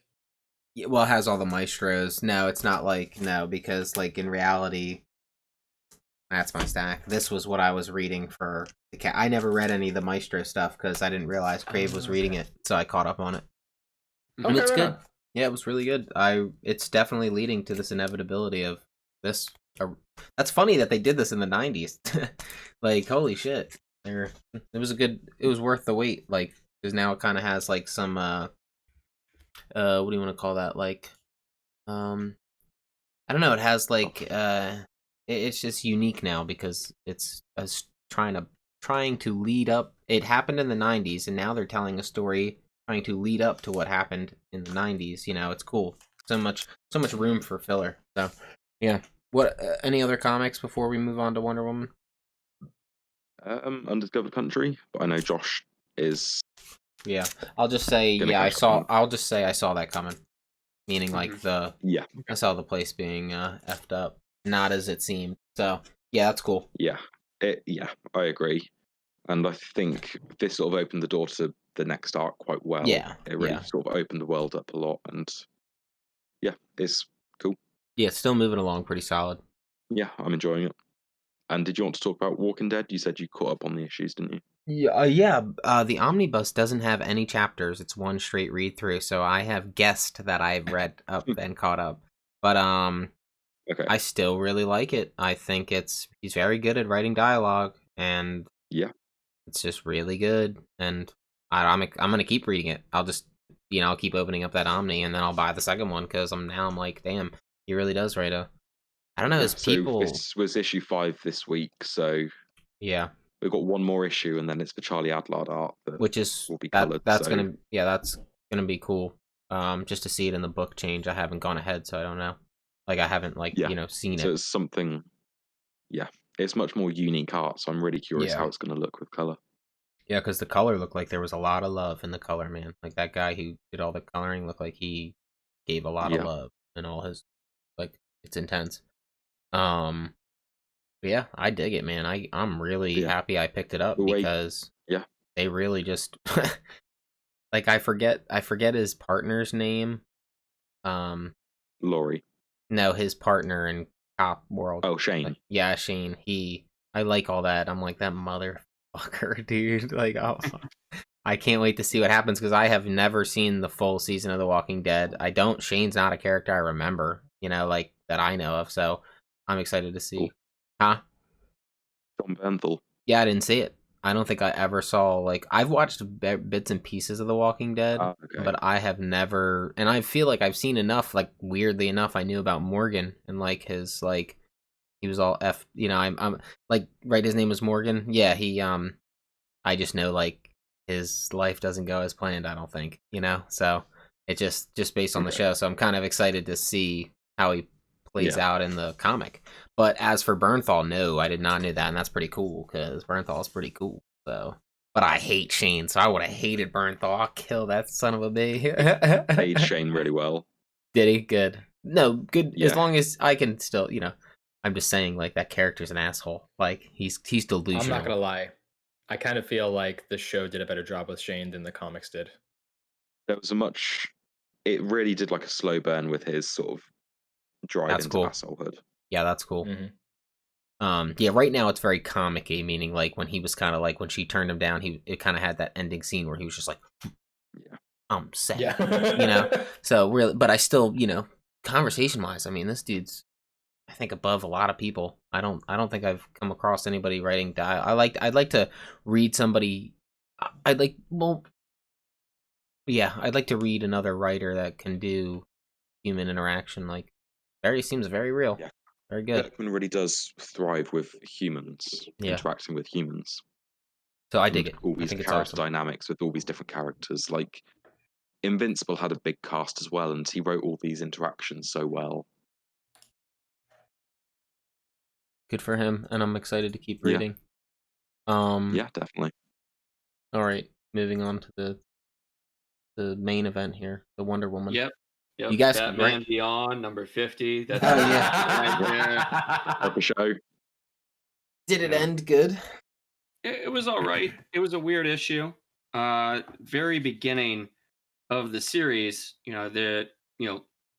through Future's End to Batman Beyond Rebirth to this, Batman teamed up with Inc. Inc. was like landed the final blow on Brother Eye to put him down.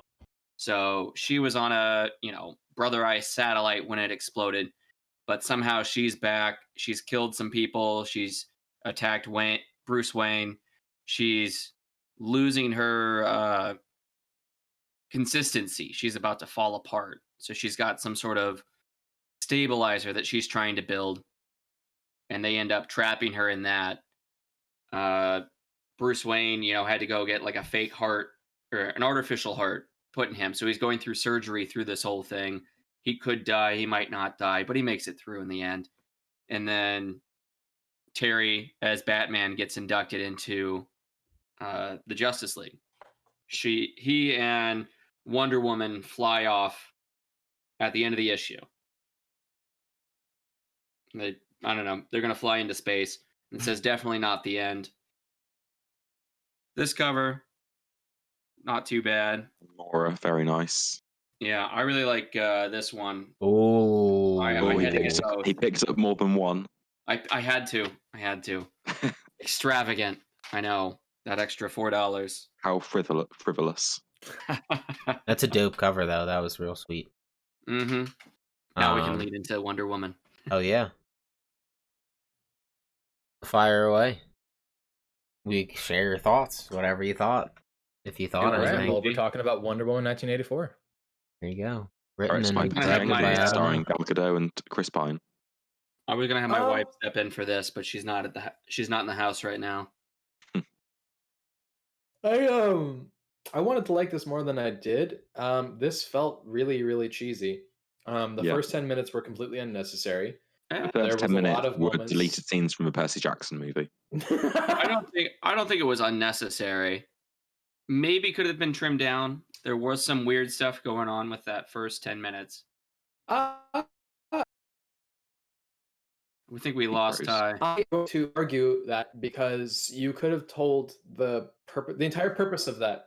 I'm right here. Can you hear me? Yep. No, you're good now. You just kind of froze up. Hello? Sometimes it lags a bit, but you're good. Yeah. Okay. So I feel like they could have told the purpose of that entire opening sequence, which was that truth over lies is stronger. They could have done that yeah. as a Oh, yeah. It foreshadowing could have sequence or definitely something been way conveyed different. much better. There's The no whole point. well, yeah, it could have been conveyed much better. They should have. I don't think that 10-year-old Diana should have been winning the race the entire time. I think she should have been losing most of the time. Yeah, I know that, but still, like if you're gonna show, I get you. Yeah. she's got to purposefully cheat, more than just like, oh, I'm just trying to catch up because I lost my horse. They should have shown her, learning the lesson a bit more. She should have tried to cheat. She should have been behind and catching up by cheating several times versus just the one, oops, I fell off the horse and I found a shortcut. I just don't think that it's necessary to have a sequence like that when you already have the basis of the film being that truth over lies is powerful, because you could have used the lasso of truth as the plot point for that if you really needed to. What's more is the end of the film has that if you want it to be a full circle thing, open the sequence with her doing the mall thing and stopping crimes here and there. That would have been a better opening, and then utilize the lasso of truth against different people about how it's important to tell the truth versus lies. The introduction for Barbara Minerva, I can at least say, is like a little cheeky, but it's okay. It feels a little weird that they kind of rushed her as a character so fast. It just seemed unnatural. Like when they went to go like get lunch. When they got to lunch, I was like, oh, did she like make a wish and then that happened? I don't really know what happened there. There's been some level of interference with this film, and it's very clear when it comes to shoehorning some of the material into it. Okay. Cheetah should not have been in this movie. It should have been a Max Lord movie. What's Cheetah's real name? Minerva. Barbara Minerva. Minerva. She should have been introduced in this movie and saved Cheetah until 3, and have I Max disagree. Lord as the main villain. I really liked the way that there was two villains in this. I really enjoyed that there was two-person dynamic there, but there was also a missed opportunity of taking that exact same plot point of the parallels between these two characters. Yeah. And then there were a lot of that. Really use that character dynamic. Yeah. No, there were a lot of parallels to the first movie. You have, in the first movie, you have Diana as the fish out of water, and in this one, you have Steve as the fish out of water. Yeah. And then you have Diana's theme, the Wonder Woman theme. They basically turn that around and put that in a minor key as Barbara's theme. I don't really know what to think about the choice with Chris Pine coming back. It's a weird. Yeah, it's weird. Like, I get the purpose of the story, it being that she wished for him to come back. I think that was good. I don't really understand why he needed to come back in another person's body. Like, wouldn't it have been just as impactful if he just kind of came back? Yeah. I don't really understand Everyone what the purpose else's of that. wish didn't. All the other wishes didn't really materialize like that. Yeah, it's strange, and yeah. I feel like you could have. Go ahead. Yeah, the guy that he took the body from, he's got no one's out there looking for this guy. There's no, job he's getting fired from. Family looking for him or anything like that. No, I said, I think this actor looks familiar. I'm like, I swear I've seen this guy. And then my wife pointed out he's in like a dozen different Hallmark movies. So every time I've gone over to like my parents' house, I've seen him on the TV. He kind of had that face. Sorry? Kind of had that face. Like that Hallmark face. That Lifetime movie face. You know what I mean? kind of had that go. Funny. I feel like if they had just brought back Trevor, just like, hey, here he is, he's just suddenly came up out of nowhere, that really wouldn't have changed anything from the plot. If a body had materialized, or even if like he just was an illusion just to, you know, Diana, only she could see him or something like that. Mm-hmm. I mean, if the idea is that like his soul was not able to come back without a body and it needed a body, then they should have elaborated upon that. Like there should be more details about it. Yeah. We don't see anybody like wishing for their kids to come back and other people being possessed by their kids or something. I am really confused by why they changed Max Lord's power. Agreed. Because I feel like... Go on. Oh, I was just going to say that if you wanted to make it that he developed the ability to read minds and manipulate minds from the Moonstone, the Dreamstone, then that would have been an interesting choice. Like as a repercussion, that would have been interesting. Especially since he was kind of controlling minds through the wishes. I mean, kind of. It was clarified that, like when he became the Dreamstone, that when he becomes it, he gets to choose what he takes from people. That's the thing the Dreamstone does. Mm-hmm. So it meant he was kind of controlling the minds. Like when he took the guy's guard and he was ordering the soldiers out, it was kind of mind control. I was like, why not just make this mind control? Yeah. And well, he took over, like, the whole guards. I mean, maybe they just didn't want to have a psychic. Yeah, but I feel like they set it in 1984, so I was expecting some like Orwellian dystopian kind of thing where he was trying to like create like totalitarian government type thing. Agreed. Yeah. I feel like that would have been, considering you had someone who controls minds in 1984, like in this movie, then they made 1984 irrelevant and took the guy's powers away and made it into some magic genie. There was no purpose. There was no point in highlighting the fact that this was in 1984. Exactly. Well, they did 1984, so every dude could be some chauvinist pig trying to DC accidentally bought an entire warehouse full of parachute pants, and they were like, "Shit, how do we make this money?" But it was every guy. There were a lot of weird choices in this. Every guy turns into just a yes, drooling pervert every time a pretty woman walks into the room.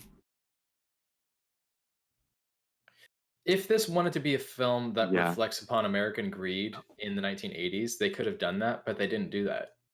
No. Also, what was up with this whole request of, this was in the chat, about feminine fighting style? What the fuck is that? Oh, I didn't even read what he said. That was ridiculous. Josh read it a little bit too. If you wanted to add some fluidity, that's fine, but the idea of trying to gender fighting was a little weird. Well, I think one of the things they meant was that they didn't want to just have them, punching and pummeling each other, just throwing themselves through walls like Superman or Batman might do. They wanted to, differentiate the fighting style. I don't know if saying it's, a feminine fighting style, but they're not brawlers. They have trained for like centuries. Yeah. And it's kind of awful. It's the same way how like you wouldn't expect ninjas to be just kind of like beating them in the face. Yeah. I get that, but the article specifically said that women don't fight the way men do. That women fight to protect, and that men fight to kill. Use her claws.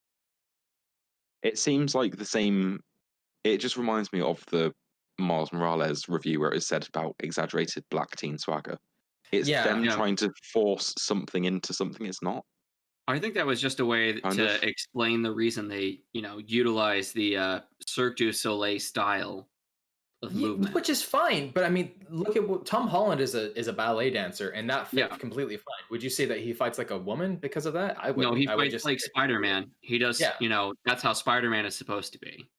Well, the argument I guess I'm trying to make is, if you're saying that women don't fight to kill, then you're fucking wrong, and you have no idea about the history of like the Vikings, for example, and shield maidens. Yeah. It did say that. It said that specifically. Fighting not to kill. That's the weird part for me, and that's why So I'm she confused, definitely because it was like suggesting used that women, logic or an appeal to bring Max Lord down versus just beating Max Lord up. which is fine. I want that Yeah. for Wonder Woman. I like that. I mean, despite the Yeah. fact that she did kill Maxwell Lord, she fucking snapped his neck. In the comic. I want, yeah, Okay. that was like a big turning point for her. That's actually one of the Dark Multiverse infinite like what if things that they had. Okay. It was from the Dark Multiverse. It's that it's one of first- those moments where she kind of broke that character trait of herself. Yeah. Okay. Because she knew it was necessary. But I'm kind of happy they didn't do it in this film, because I want Wonder Woman to be that person who, Yeah. appeals to the sense of humanity towards people. I like that. The first fight scene in the mall when she kicks the guy through the drum and he comes out and he's got the big ring and he's spinning around. I'm like, that's straight out of Cirque du Soleil. That ring that they, dance around on. And then I just kept seeing that pop up, like that weird kind of Cirque du Soleil at the, final fight with Cheetah, and they're swinging around and they, they take the pose where Cheetah is hanging from Wonder Woman and they're basically spinning around in circles. That's also from Cirque du Soleil.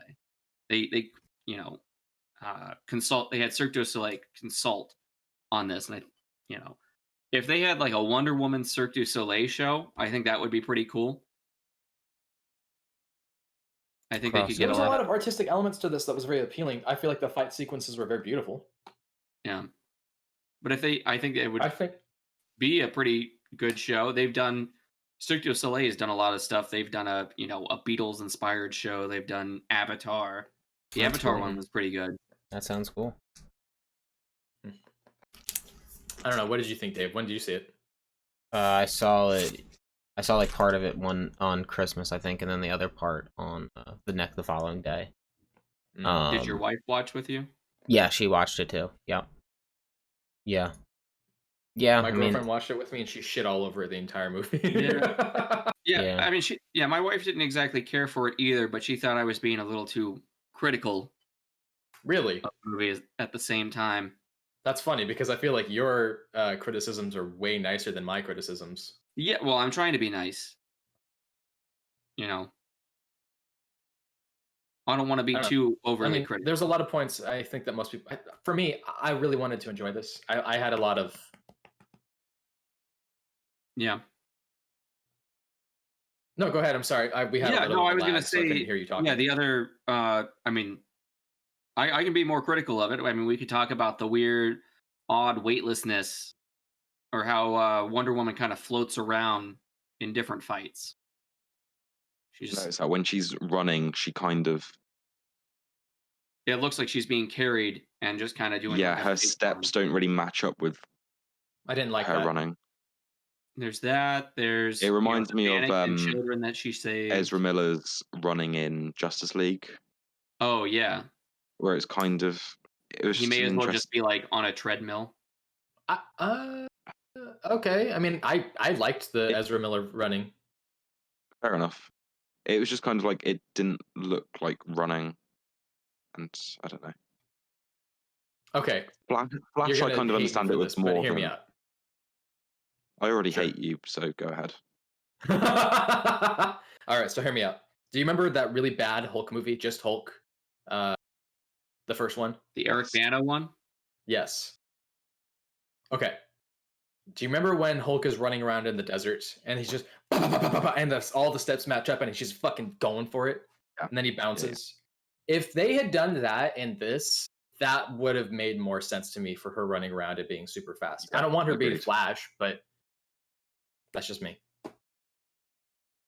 Yeah, it was just kind of a weird style, and I didn't really understand it.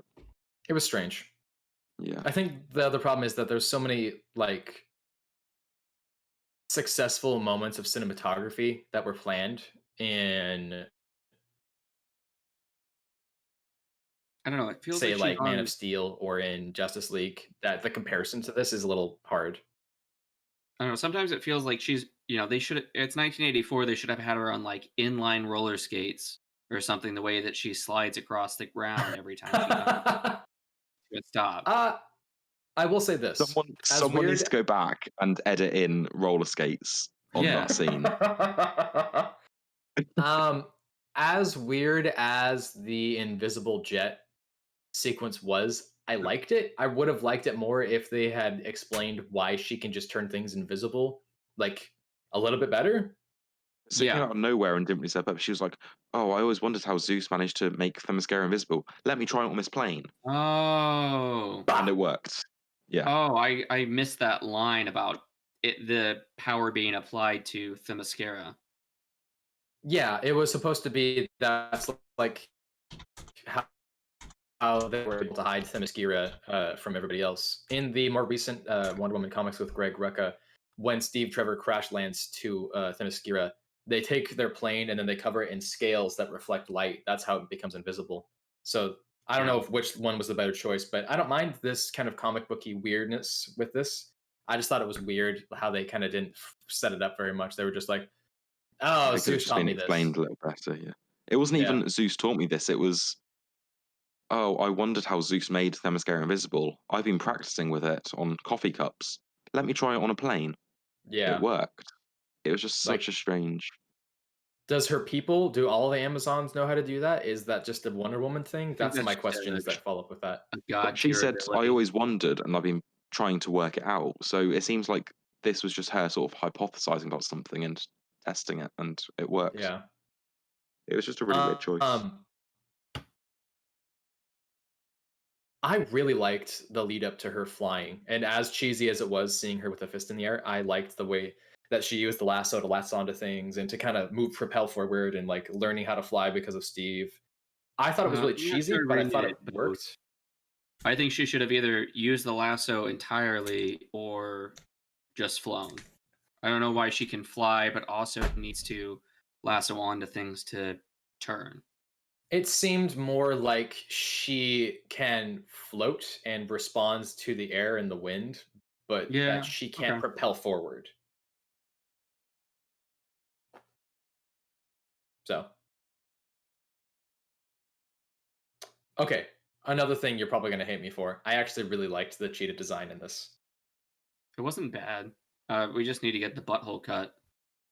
Nice. The butthole cut? Agreed. Like for cats. There's the butthole edition.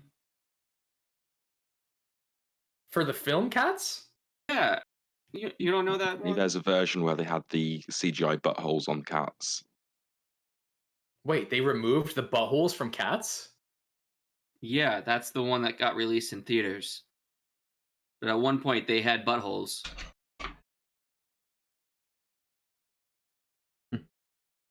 He's not frozen. He's just thinking. I'm just confused at some of the choices that are made in Hollywood sometimes.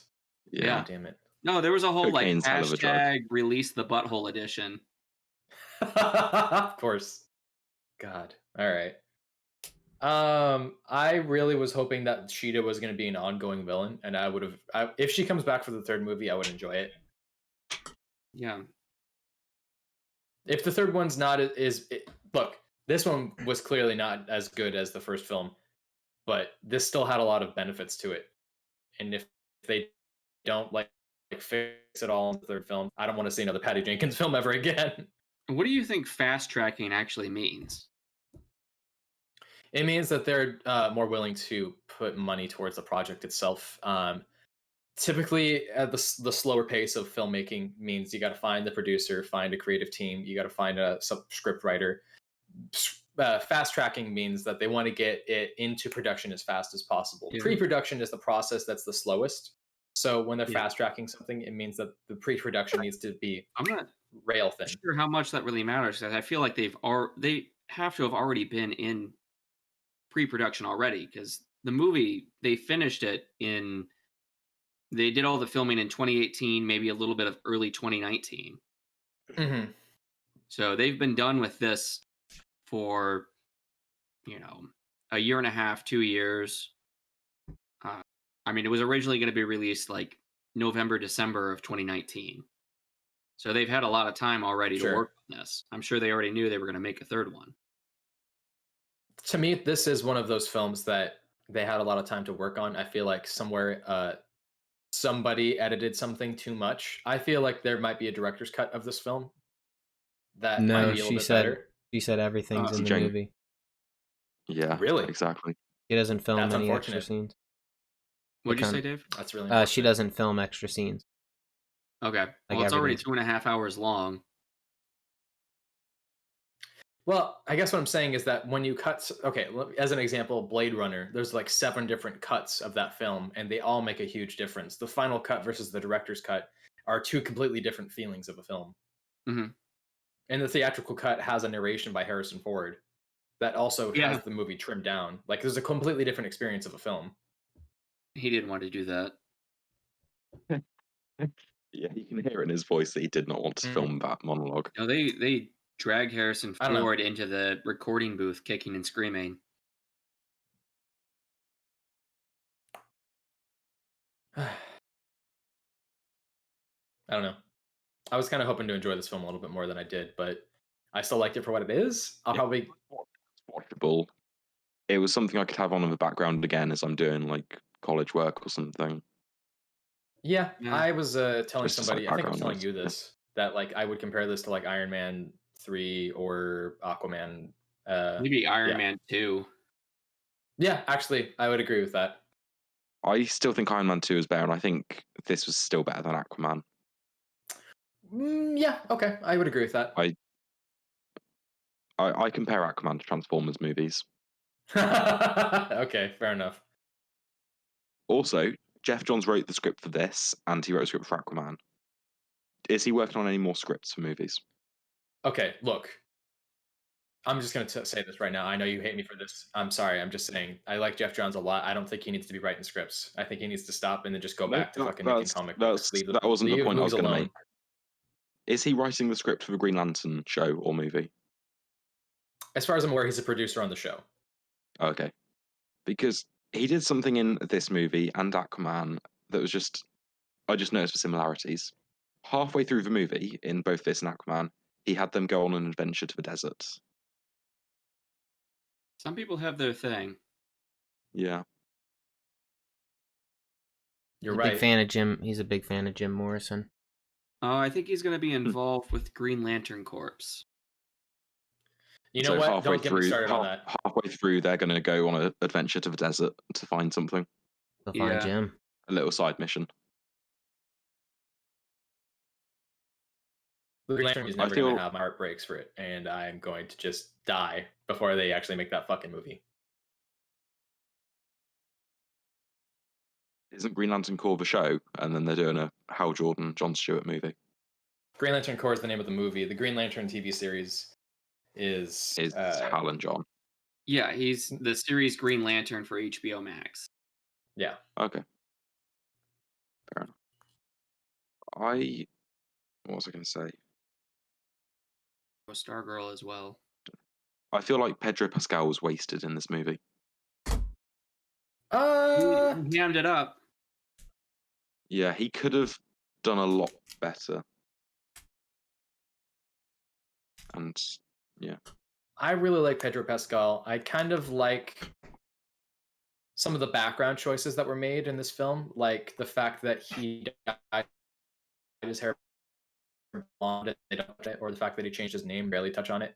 You know, the fact that he's trying to present as more white in order to succeed. I like that was an interesting choice. Yeah, I like those bits, yeah. Yeah, I did like those bits. Yeah. But I just feel like having him like manipulating people with mind control could have been done a lot better than him running around like, have I already asked you what you wished for yet? Damn it, find me someone who I haven't asked about their wish. Yeah. It worked with the eyes bleeding and the nose bleeding that happens in the comics, but as a character change, it was weird.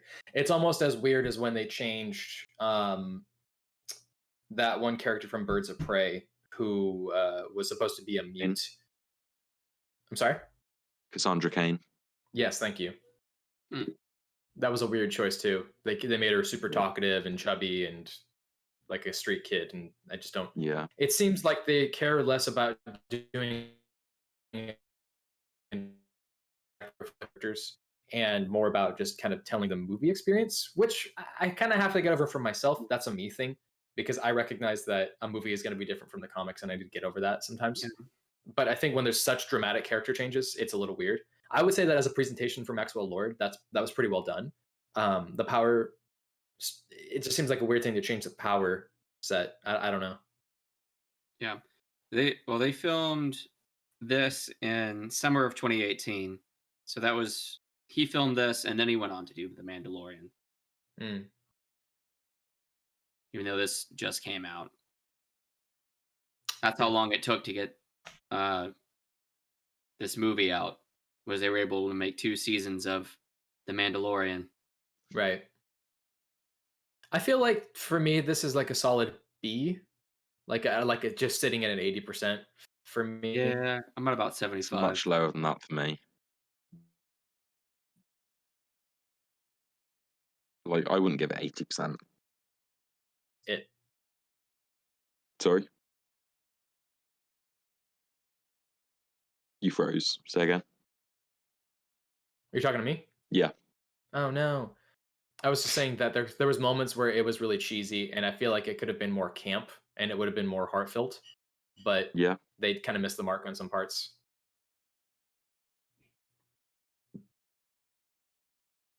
I don't think I have anything else to add. I did post some comics that were coming out in the chat a while back, I think. Just Yeah, I saw That's all. the one you sent, Thor and Loki. That looks cool because I'm a big fan of the artist. cool. It's the same one who did the Cartoony. Heroes at Home. Yeah. That seems cool. I'm gonna get that.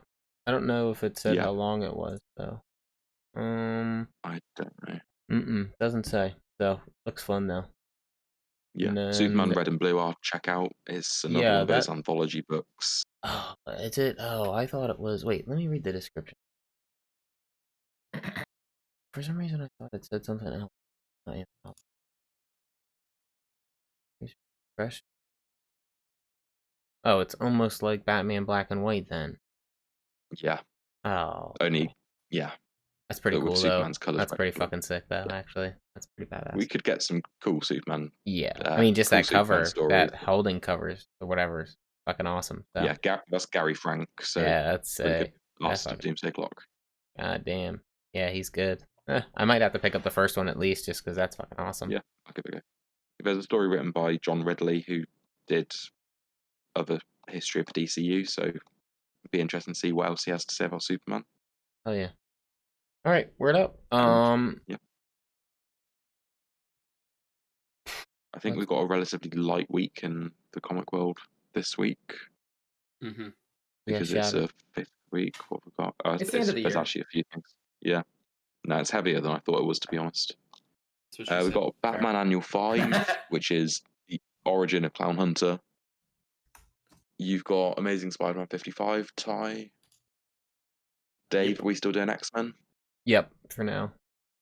Okay, cool. We've got X-Men 16. Wolverine, are we still doing? No, I'm off Wolverine. Okay. If I got time, I might get around to it, but I think the cover looked Yeah. really cool. I think, or I might have been the Yeah, next cover. I know his covers are looking awesome. The only thing I Yeah, have next it week is. is Nailbiter. Nice. There's the last 52 issue, but Dave got early. yeah. Tell the world. Yeah, I think that's it. Oh, there's a Ginny Hex one shot. Are you picking that up, Ty? Yeah, I know. I shouted that out like a month ago, I think, just to see if anybody Yeah. was looking into it. Nope. The I'll Assassin- read It's it. not I'll probably not buy Bendis. it. That's fine. Yeah. Yeah, so this Assassin's the cover's Creed nice. 3 was the final issue of the series, so that was it. Oh. It's a good Dang. ending if you couldn't tell it was the end. It did say the end, but Okay. it all leads into the game. Yeah. Dave, we've got the final issue of Bad Mother, I believe. Yeah, that's cool. Yeah. In a fun series. Yeah, very quiet week. Might Yeah. find something else to talk about. Hopefully there's a busy week in news. Yeah, I'm sure you'll have all the reviews of Wonder Woman coming out and whatever that means. But Yeah. I was gonna say, I have the Super Sons, so I'm gonna try to tank through the Super Sons, which would be cool. Joy. Yeah, Welcome to the that would be podcast. We are sleeping. cool. Yeah. All right. Cool. Do you guys want to do your sign offs? Tell them Yeah, where they let's do can it. find you. Go ahead, Shawnee. Tell them where they can find you. Twitter at SeanWalsh747, where you Oh. can see. Actually, no, we're back in lockdown now, so you won't see me at the pub. I'll be drinking at home for the next month. Jeez. Oh no, sad bad. Oh, yeah, very sad. Okay. Ty, you want to tell them where they can find you? You can find me on Twitter. It's going to be talking about comics, talking with no G, about with no A, and comics with the next at the end. You can also find on TikTok. It's Tyler Brown is here. And then Crave. Tell them where they can or cannot find you. The mysterious one. I swear to God, I thought you were so serious, man. You just bow out, just like fuck you guys. That's his sign off. We ask him where we can find him, and he just goes. Yeah. Let me just let's see. Let's see if you let me shout out any and all social media garbage here. We got Twitter at SW Comics, and then Instagram, Reddit, Twitch, Patreon at Sourcewell Comics. If you feel as inclined to give us $1, you can do so over at Patreon. You can give us or you can gain some access to our Discord and chat it up and interact. As always, you can DM me or any one of us to see if you want to be on the show and talk any of the current comics we're reading. We have a lot on our plate, so I'm sure we're reading something you're reading. Yeah, hell yeah. Thank you guys for stopping by. This has been issue 16 of Beyond the Source Wall. Take care. Bye.